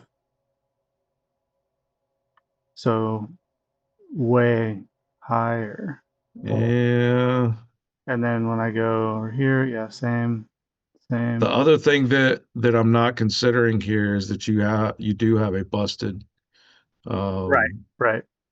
piece in there that could be affecting things as well. What does any of those other MPS dash U45s on that board, do they read around the same? Like just find another one anywhere. So they're all okay. So the whole top row up here Yeah. is it. So if I go black and then to the middle, 1.297, 1.289, 1.297, and then I go to our other one and it's 0.895. So you're still seeing those same 895 numbers Well, just on on some our of them. busted one. Oh, And just everything on the else is, busted one. and Yeah. everything else is 1.2. Everything else is 1.2. So it definitely looks different than the rest of the circuits and stuff. And then from there, it usually goes up into a chip. And there's no real, and we can keep going up the daisy chain and keep testing. If it's a 7400 series, you can test those. But I don't know what they're using as a flip-flop there off the top of my head on that one. Let's take a look. All right, so let's go to the schematic. Let's see if we can figure out what's upstream from the U45 there as well. So we are going Oh, what thing? to, you're on the right one. Just keep going to the left and Okay. we'll find that connector and where it's coming from. So yeah, right there. So you see that pin out and it says it's from A3J4. So A3 tells us which board it's from. And so that should be from the driver board because that we know that's where it's coming. So it'll have like an A1 or an A2 or an A3, and those label the boards in these schematics. And then J4 is telling you which connector on that board. And then also then those numbers 6, 13, 12, and 8, those all represent the pins within those. So we can actually diagnose it down to the exact pin and the exact path that it's going. So we're going to look for the board that is A3, J4, and then really, our pins 12 and 13 are what we're driving those. So A3, which board is that? That's going to be the driver board. So now we need to go to the driver board schematic where we saw those Q numbers at.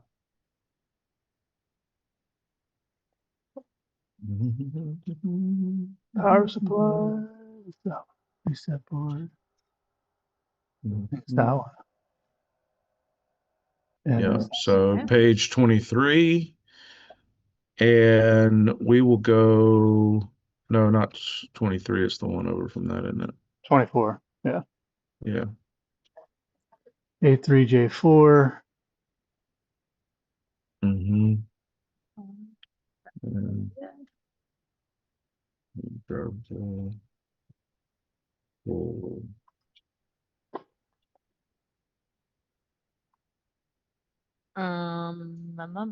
Sorry. A I'm going to say pin 2. And two, yeah. So where does that follow? So A3J4, it looks like we need to find those solenoids again. So down in that right corner where we were before. So that right corner where it says solenoids 2. And so we have those 12s. So then it comes back to this USR and all of that. So let's scroll up and see what that is actually labeled as. It's 23. Keep going, keep going. All that. So it says from A1J4 on the control board. So A1J4. So that's where we're going to go. So A1 is usually your, CPU, NPU in your That's our game. big ass interconnect section. Yeah, yeah, J4 is that big boy. yeah. So that's the go between. And when we get to that board, the actual, do they have a schematic of that actual board? Yeah. Nick Lar said Q38, which Yeah, control is board, the very top. So we're looking oh, for okay. A1 what? A1J 4. A1J4. Okay. So A1J5, A1J6. There's A1J4. So you're going to go, Emoto, to the very first page. And we're looking for A1J4 connector at the moment on that schematic on the very top first page. Not So, 22, like all the way. yeah, all the way up. Oh, okay, okay. And it's going to be the upper right hand quadrant is where we're going to start seeing all that.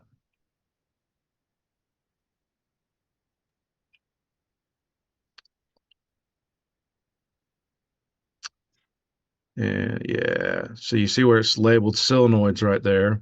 So these are the 7400 series chips that they have that is next in line running those solenoids. So we can see solenoid 2 is attached to pin 4.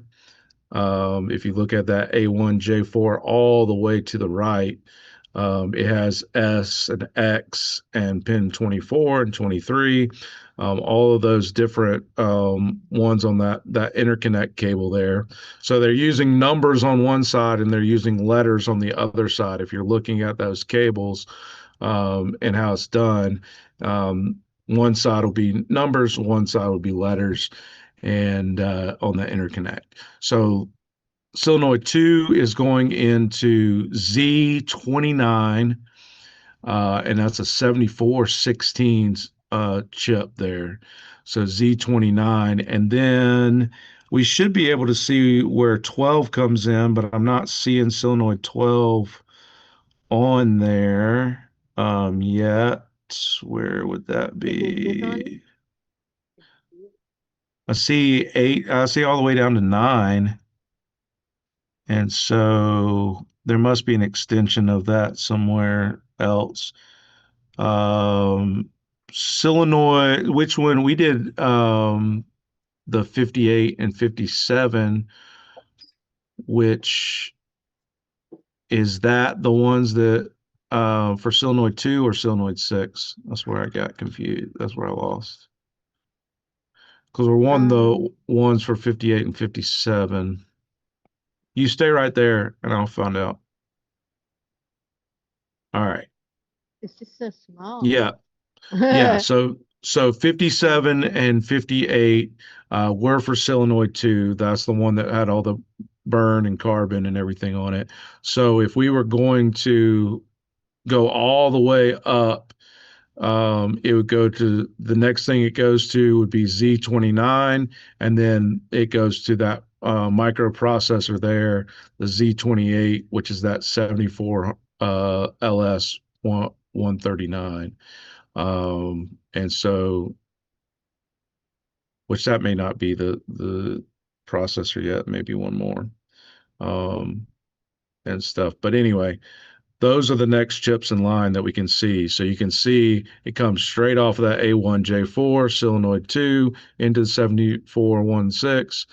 And so basically what we're trying to do at this point is, hey, if our power and everything's good, and then, let's keep going up the daisy chain to see what we get. You can test 7400 series. I have to look it up every time because I'll give it to you backwards if I don't. Yeah. But you can same thing, diode test, and it'll tell you which pins and stuff to go on, and we can go ahead and test that one too and see. But it's looking like we're seeing something different on that MPS U45. So let's go ahead. We already smoked that one. So let's take the one we smoked out. Let's take that MU45 out, MPS U45 out. And we can test it outside of circuit and stuff, and then we can go up one more and test as well. And we'll figure out which components are bad. Now, in saying that, on some of these systems, um, they didn't use everything, and sometimes you can have one of these MPS U45s that was not used, and you can steal it from another spot and put it into the spot you need. It's not the case on all games, but there are games that they didn't use those, all of them, and you can steal them and go. Because I've gotten boards before, and I'm like, wait, this is missing a few, and then I go and look at it and go, oh, Oh, well, those weren't you're used. not even Somebody, using They're yeah, just sitting there hanging out. yeah, somebody used those as spares. It's the same thing I think about. Built-in spares. Yeah, it's the same thing I feel about the knocker coil. If your sling or something goes out Yeah. and you don't have a knocker coil, I mean you don't have another coil, pull that knocker coil out and put Right. it in your That's sling a great, and move on yeah. for the day. Built-in spares are great, but not always what it is. So All right, so we're gonna start by pulling this stuff back out again. yeah, so pull that one that we burn up out, pull out the 57 as well. And then we also want to probably make sure that those resistors that they come off of 57 are reading within spec as well. Okay. It looks There's a big old like, cap on there too. Or it's yeah, a giant resistor. It's this yeah, Where are you? We're down here. Yeah. yeah. It's a resistor, so we'll check out what those should be as well. So it looks like on that schematic, you can see coming into Q57, go down one page, just stay kind of like exactly where you are, but just go down one page. Yeah. And so you can see in that bottom right-hand side right now, no, let's keep on scrolling. Yeah. That Q57 there that was right at the bottom, you just out of frame right now. There we go. Yeah. Yeah, so that Q57, if you look at it, it's got R53 coming on one side, and then it's got one going to the 5 volts, which is R54. And R54, it tells us the value there, 9.1 with a 5% tolerance in a 1 watt. So that's probably that bigger one, being a 1 watt versus a half watt that you normally see in some of these. Plus, over the years, resistor housings have gotten a lot smaller. So even if you get a 1 watt resistor today, it's not going to be as big as those that are in the game. So you just got to know at some points that what you're putting in. But we can test both of those on that page. It'll actually give you those values as well. So if you scroll all the way to the left, it's got a diagram of this board here, and down at the bottom, it has a bill of materials there of the components. And you can go and look and see that R, was it 54? Tells us that it is that 9.1 ohm, 5% tolerance, 1 watt, and then the 53, I believe that we were looking at. Mm-hmm. That's a 10K ohm, 5% tolerance, and it looks like it's saying it's like a quarter watt. It's a 4, it's supposed to be a quarter watt there, and so we can go and look. So 53 should give us somewhere close to 10,000 ohms, of resistance, and 54 should give us somewhere between 9.1. So, and just close to it. And so we'll test those as well, because sometimes those can get burned up in that same, since they're in the way, in the path. They're so close. Mm-hmm. And so you'll have a lot of times, I see, you see it on the Bally ones, you see it on some of them where you replace all the stuff the resistors or something on that board, and you'll put something in, and then the resistor will blow up or whatever because it's the next weakest link in there. And All these things blowing up. Maybe you should consider some eye protection. Working on games. yeah, And gloves while you clean games. yeah, gloves. Yeah, the thing is I can never feel the screws. I can never feel like the same stuff, and I feel weird with Yeah. gloves on. I really do. So Matthew's working out that MPS U45. It looks like a smaller version of a normal transistor. It's got a tab on it and everything. You got 3 legs there, and you try to get as much solder off as you can, and try to figure out where it's holding and suck all that stuff off. It sucks. Be gentle. Literally. Very gentle. Yeah. Yeah.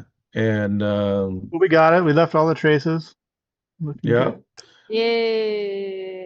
So let's see, since we know now the Z numbers and we know now what those resistors, let's go ahead and What's up, Ernie? let's go ahead and test those resistors and make sure they're good.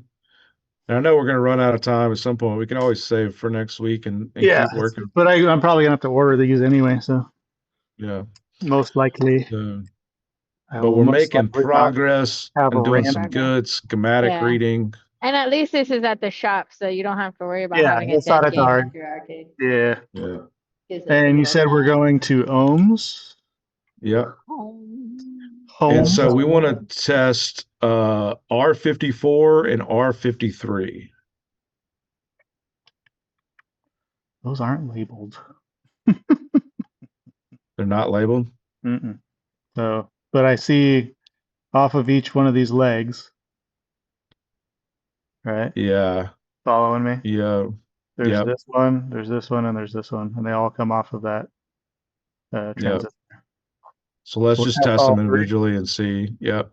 Let's see what we come up with. And See if we these recognize the are, number. it doesn't matter what way, right? This is just a, Correct. You're just reading the resistance, so it's not going to matter which way you read through them. So that one, start at the top. yeah, Nothing's happening. Oh, there's something. We got 0.9K. So that's really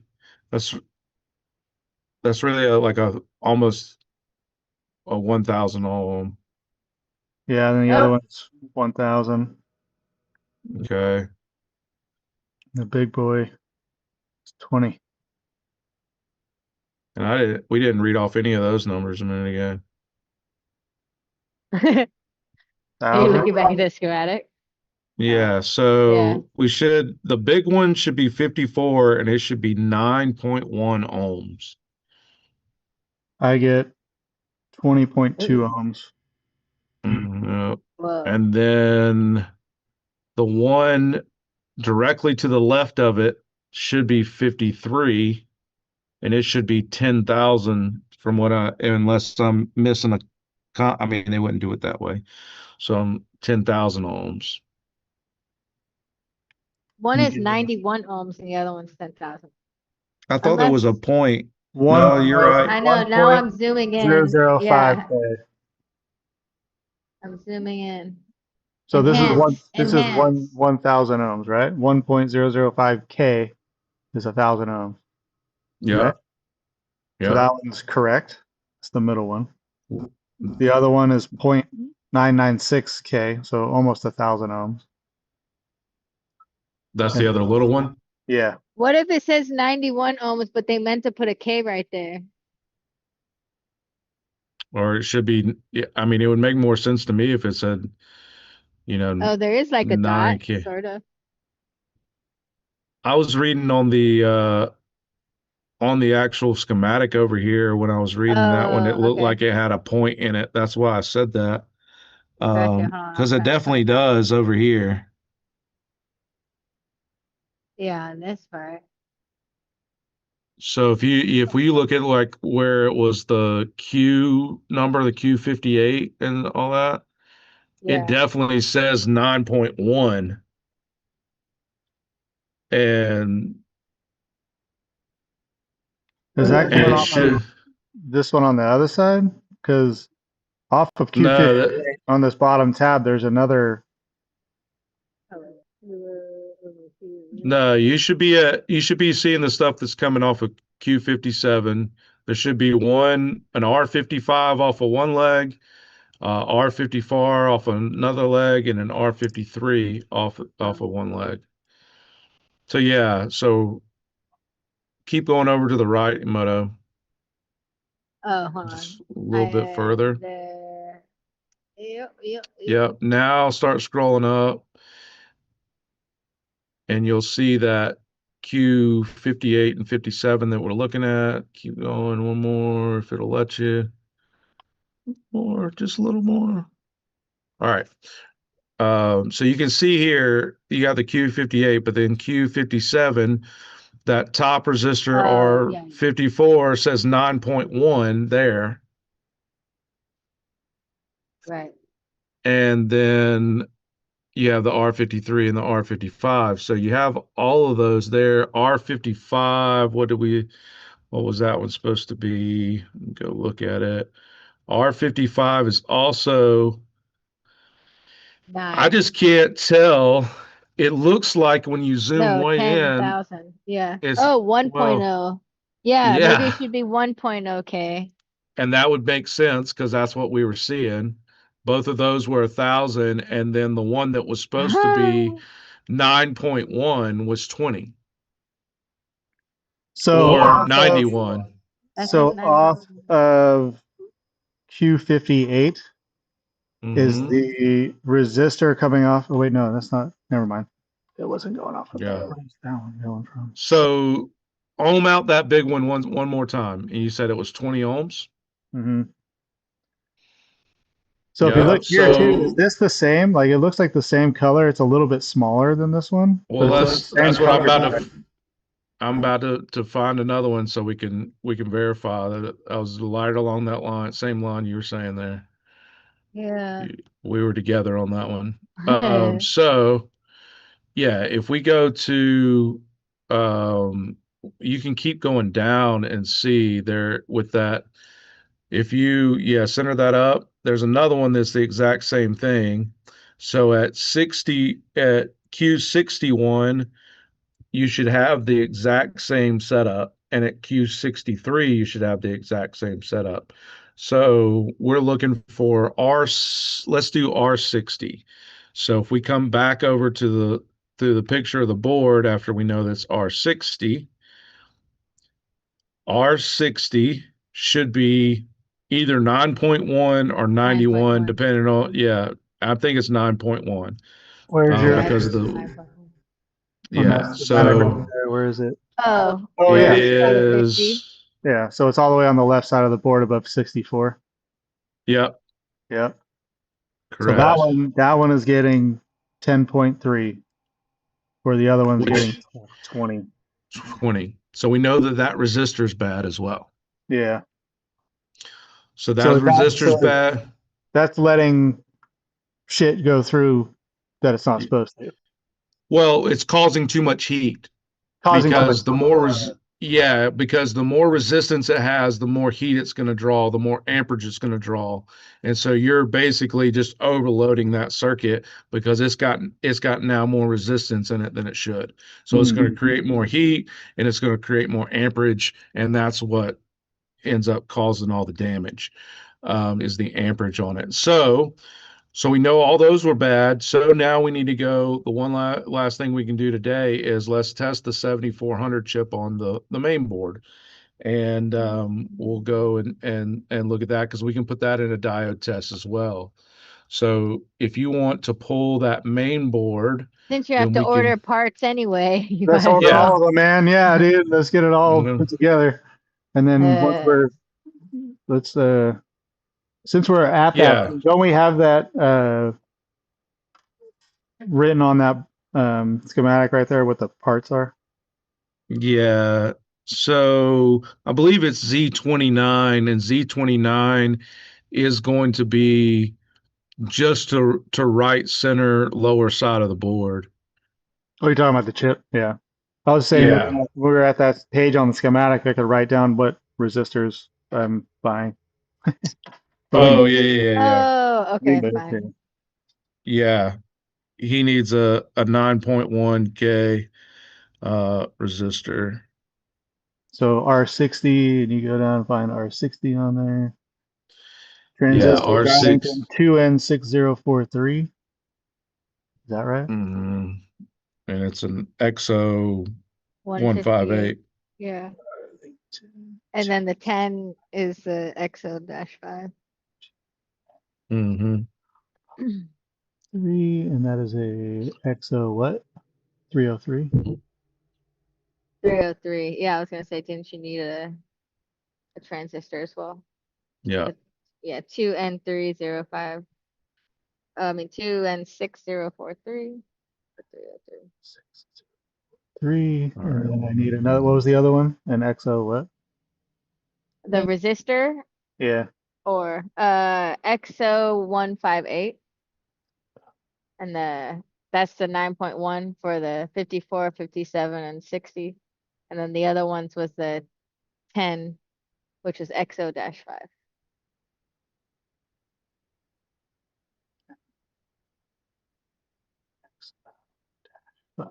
Yeah. 2N6043. Okay, cool. Have that written down. Yeah. Always good to make your list. While we're doing it, I want to put Yeah. these Absolutely. screws back in here so I don't lose them. Real quick.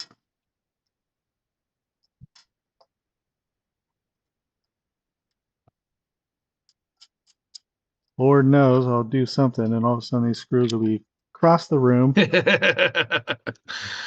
Yeah. Put them back in the board so they're there, safe. Mm-hmm. Okay. And here you chill. Mm, So now I'm gonna pull this other board out. What you okay. say? Yeah. So we're just going up one more layer, and going to try to see if it got it up one more step in there. I thought he was gonna go for that lower black one, No, but he didn't. I don't need to. I know it's floating. Floating. We got a floater. Got a floater. It's so funny how the memory on that cable is just like, Yeah, that's what happens when you don't do your stretches, y'all. Your back's exactly. gonna get all like over like This this. is what you And turn then into this cable right here that you just yeah. stuck. Don't forget to do Dude, your stretches. We're getting old. uh, I moved a game the other day, and I woke up the next day and I was like, No. huh, I've never felt pain there before. Like, that's new. Getting old sucks. My thing is like I have to keep reminding myself when I drop something in the cabinet not to reach down to grab it because I'm short and my hands are short. So Yeah. so many times I've reached down and I'll either like pinch something up here or pinch something like some weird back here because I'm just like stretch, I can almost reach it. And I Oh just use my man. little like claw metal, I mean magnet claw pickup tool. Yeah. But Why did they do this? That's dumb. Is that turn out? don't forget to stretch even before Okay. PinTeching. Yeah, Yeah. straight up. Because you got to go down in the cabinets all the time. I know it. Bend your knees. Weird Bend your, angles. Oh yeah, that too. bend your knees. Yeah. Engage your Um, core. all right. So Z29 And we're going here. multimeter diode test. Diode test.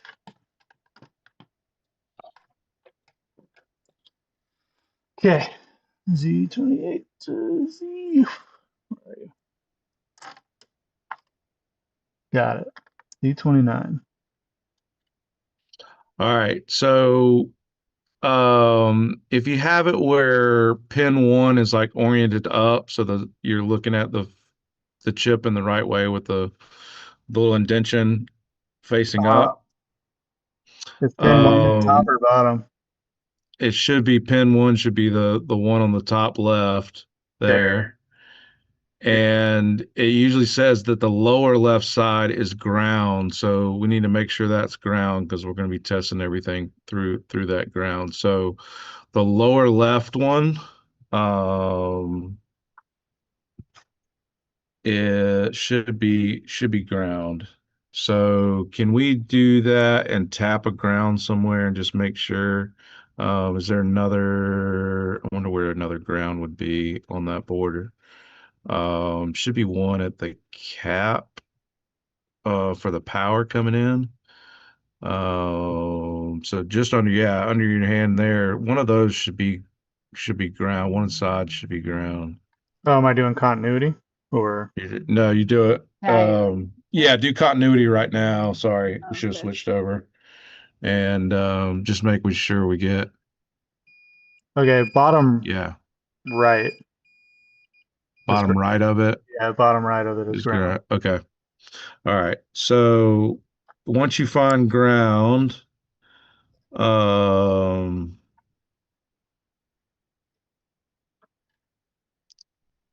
it says we need to ground is usually pin A and so on.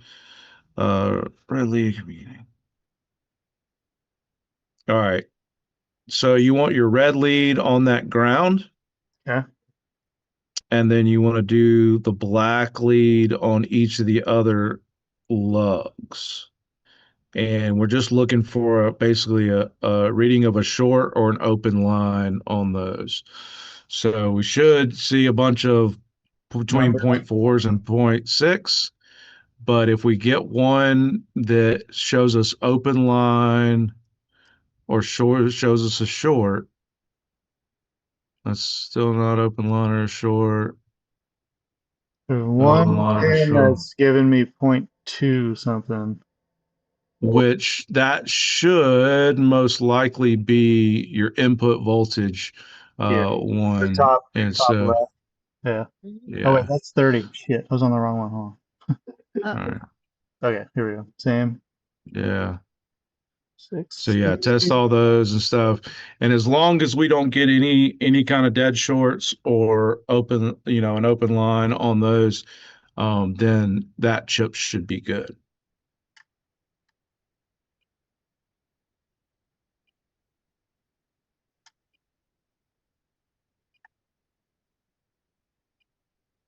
Yeah, seems all right. Yep. Yeah. So I don't see any issues there.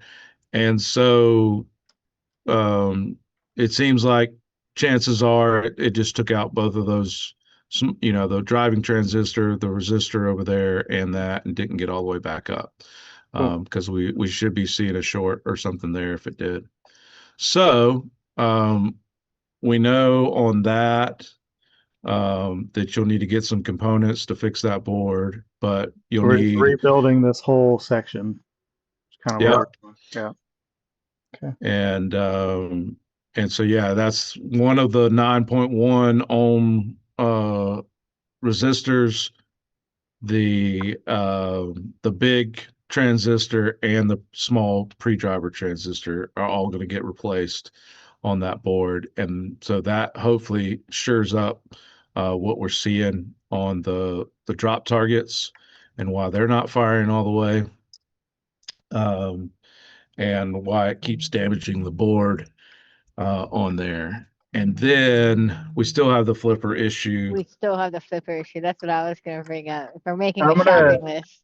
Yeah, I'm going to look at its endostroke switch. Yep. And see if it's not closed, because it's supposed to be normally closed. Yep. So right, because it's weird. Yeah. So if that's not closed, then that makes a lot more sense. Okay, let's put it back in. But this is like for real a normal day of pinball repair right here. Should we have gone? Should we have done all this part first? But it would have been nice if you just can replace the one piece. The one thing, yeah. You just start with the one thing, and then and then it's like, okay, well, how far up did it go? and stuff. So it depends on how quick you want to get to an answer sometimes, because sometimes Yeah. that first guess is right, but sometimes first guess is not. Yeah. And sometimes you dig, dig, dig, dig, and get further and further away from the solution. And then it's something as simple as like a little rubber grommet fell off the Yeah. back of a Yeah. mech, or a ribbon Yep. cable needs to be flopped, or Yep. Yeah, this flipper endostroke isn't touching. it's open. It's barely touching, like if at Oh, we all. fixed it. So Just I'll probably get file new. down the contact a little. Yeah, either that or just get new endostroke switches. Um, But those Gottlieb flipper mechs are weird too. A lot of Yeah. times, those are the same type that are in System 1 games. Hmm. They didn't switch over to the System 3 type yet. But what will end up happening on those, you can see that those have like a stabilizer piece that pops out the back end. Those get worn down and scuffed all along the side and will cause them to stick. And so a lot of times, if you can cut it off flush enough, you can just cut it off and stuff. Or usually most of the upgrade kits now, or the flipper rebuild kits, don't even have those pieces on them. Right. This is the one Gottlieb in this series and Air. The one thing that I don't like about them is they do have a roll pin in these flippers that you actually do have to remove the roll pin when you're rebuilding them, and it makes it a little bit more difficult. What I normally do is find something that's got a nice spot I can set it on, and it's got a hole that the pin can actually go through. And once you get it started, sometimes I'll use just a punch and stuff. But once I get it started, I try not to let it back all the way out of the backside of it and leave it in there, so I can just slide the piece back in and then hammer it back into place. Because there's a Uh, lot of times that if you pull that roll pin all the way out, getting it to start to bend back in and bend into that first hole is very, very hard. And sometimes you'll end up damaging them or bending them in half or whatever, trying to punch it back in. There are some pliers that can help you in those scenarios and stuff too. But my suggestion there is get it all the way through where it's just hanging out on one side, slide your new piece in, and then hammer it back into place. And it does a little bit better. But those that's are right. some funky ones. And so if you get some hitches and some where it's stuck, the flipper is stuck up, that's usually the first place I look on those is to see what condition those pieces are in and maybe change them out. Same thing. I'm just gonna roll off things that I know about these systems and stuff. Even Yeah. those diodes and stuff, those diode boards where they use it for the switches and everything. Those are actually kind of special diodes. Yeah. Those I good. believe, don't quote me on it, but they're like germane diodes or something like that. There's some special name for them, and they really are hard to come by. In a pinch, you can get away with a 4001 just normal diode, but in the long run, it won't work correctly. But if you're needing just to get through a game or getting through something, you can put a normal diode in there. But you really want to put those on there. They're special. They really are. Gottlieb like uses a lot of special stuff. He's special. And so a lot of times, I mean, we used to keep those and just keep a bucket of them. And when we needed one, we would just go take one off of it. So like if we stripped down a game and needed them, then we would Right. actually just, go get it from the bucket and do it that way. Because they were special. There are upgrade boards for those pop bumpers. People sell them just one-in-one drop-in replacements that have the upgraded circuitry on those. So you can go buy those. And so there's little things like that. If you have one of these games, it's going to do you the ground mods. Um, the crazy thing about these games and stuff is, from what I've heard and what people have told me, is that the Gottlieb System 1 games where they started all of this, the person that did that was a programmer for cash registers. And Huh. so the board he did in Gottlieb System 1 was the first time he was doing a pinball board. And so that's why some of the issues came up with the grounds and floating grounds and everything, is because that was his first time programming and creating a pinball machine. I mean, and that was during the crossover too, where they were just getting into the electronic side of things, the solid state side of things. And so as that transition happened, all of them had their issues, all the different machines did. But that one was, from what I heard, was a guy that did cash registers, and it was like, hey, can you come help me? You do something like this. And so he worked on it, which is really, really cool. And but the downfall to those were those spider chips that they used on Gottlieb System 1s, and that's why they got away from those on the rest of the systems and System 80, and went away from those because they had so many issues with those going out, and you couldn't get them anymore. But it's really cool, the evolution that Gottlieb had and what you saw from them. But yeah, so basically that first board, when they moved to System 80 and 80A, the core of that System 1 board is still there. The whole display section's almost exactly the same, with using all those 7Z chips that are down the side. And it wasn't until they went over to the alphanumeric displays that started changing. When it was just the digit ones in System 80A, it was all those same circuitry. They just added an extra digit so you could do 7 digits, but it was the same exact circuitry that was in the System 1 essentially. It was the same concept and how they did it and how they wired all those together. Yeah, this one, the ground in the bottom is different than like Robo War. Yeah, It's got yeah, a, they were. it's like everything's like soldered in there. Let me pull you over. Here, so we're gonna go down here. Yeah. Here. See it? Whoa, the dark abyss. Yeah, Robo War is technically an 80B, and Yeah. so that's when the you started to Oh, see different yeah. changes and stuff. We can't see I'm in it. the Phil's way. in the No, stop. Don't go anywhere, Phil. This guy. There, you're good. There, you're good. You're good. You're good. So Oh, like Oh look how yeah, tiny all he these is. all these greens, this is all soldered together, and then the big ground comes into Oh this. my God. Like look at all yeah. this. So in the other one, in Robo War, it's similar, but it's like there's these sockets and there's Hmm. pins that go down, and the pins just touch this other metal bit, and that's what your ground was.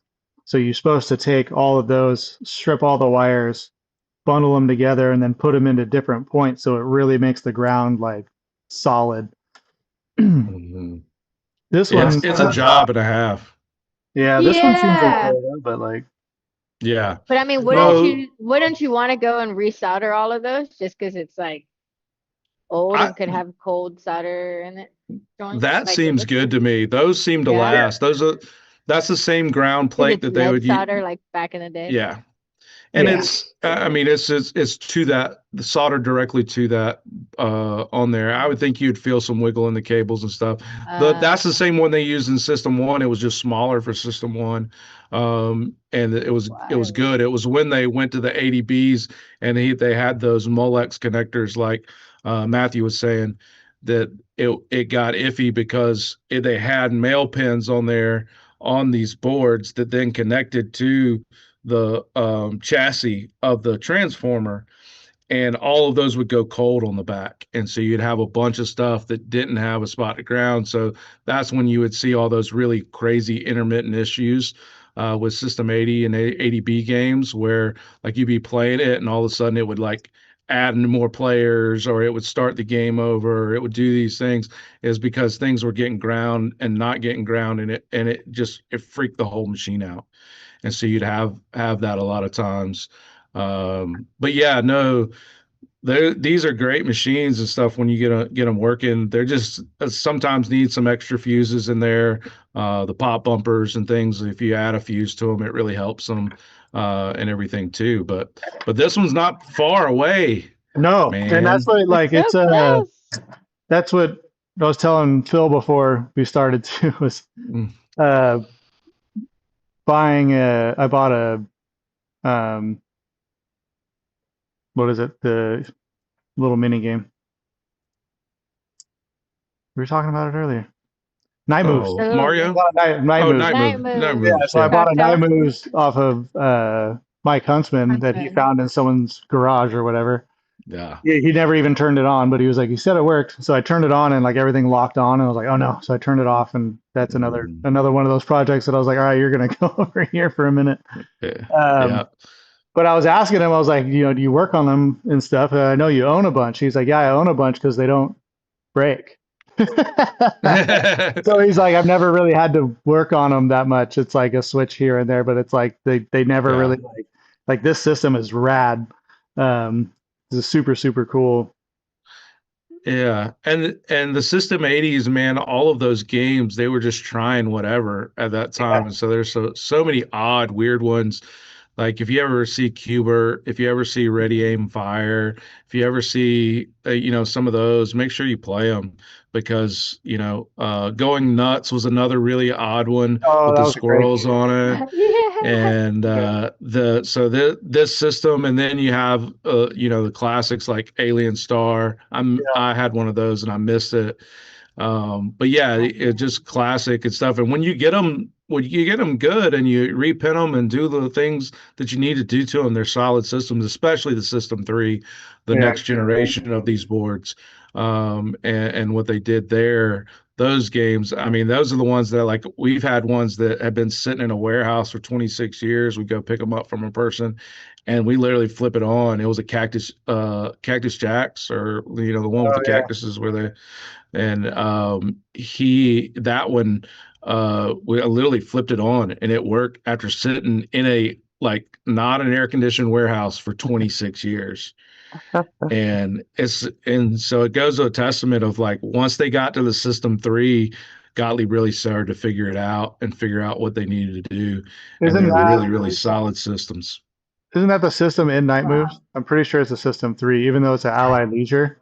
I'm pretty sure Yeah, it's System 3 is what I I recall. get that one. The Night Moves, I believe, is by a brand called International, but it is a System 80B, or yeah, Oh System yeah. 80B board.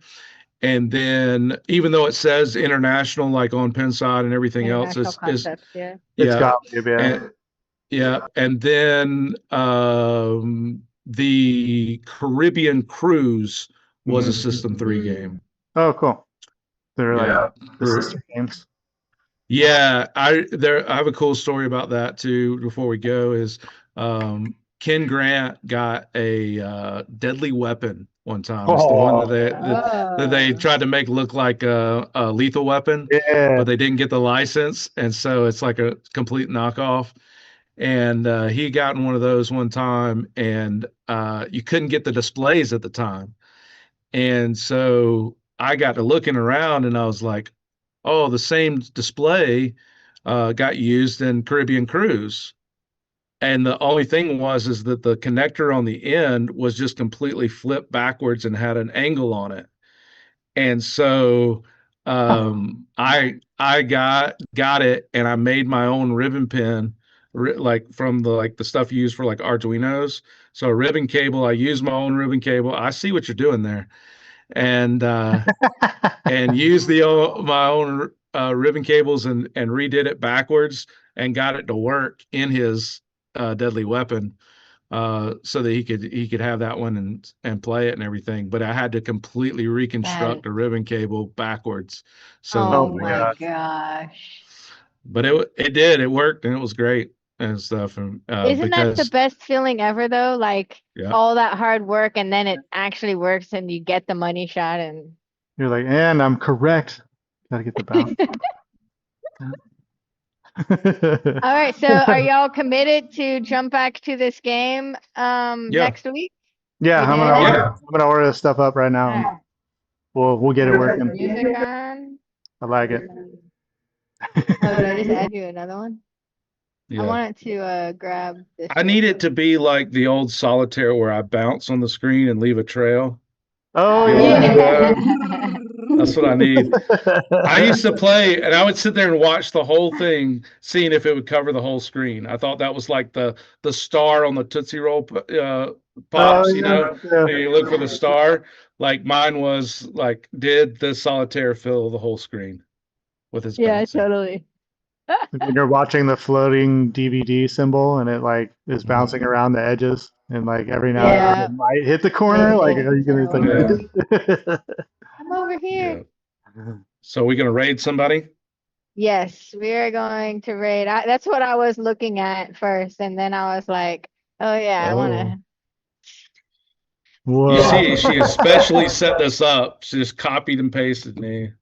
to. All I can do is just we're making art here. Hold on. Oh no, I need Big Phil over here. I mean, Dude, you look so cool. Oh my god.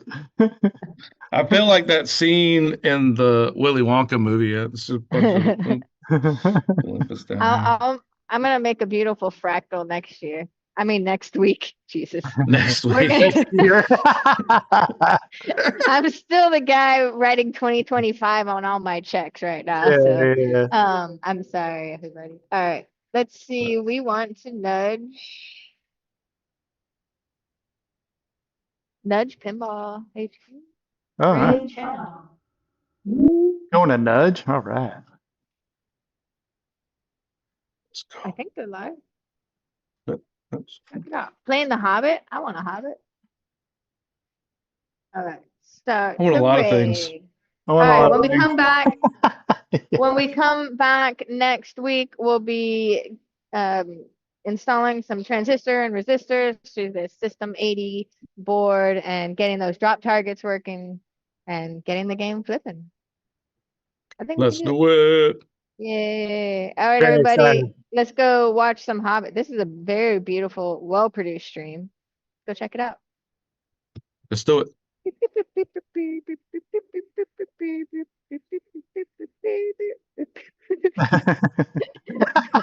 I had too many windows open.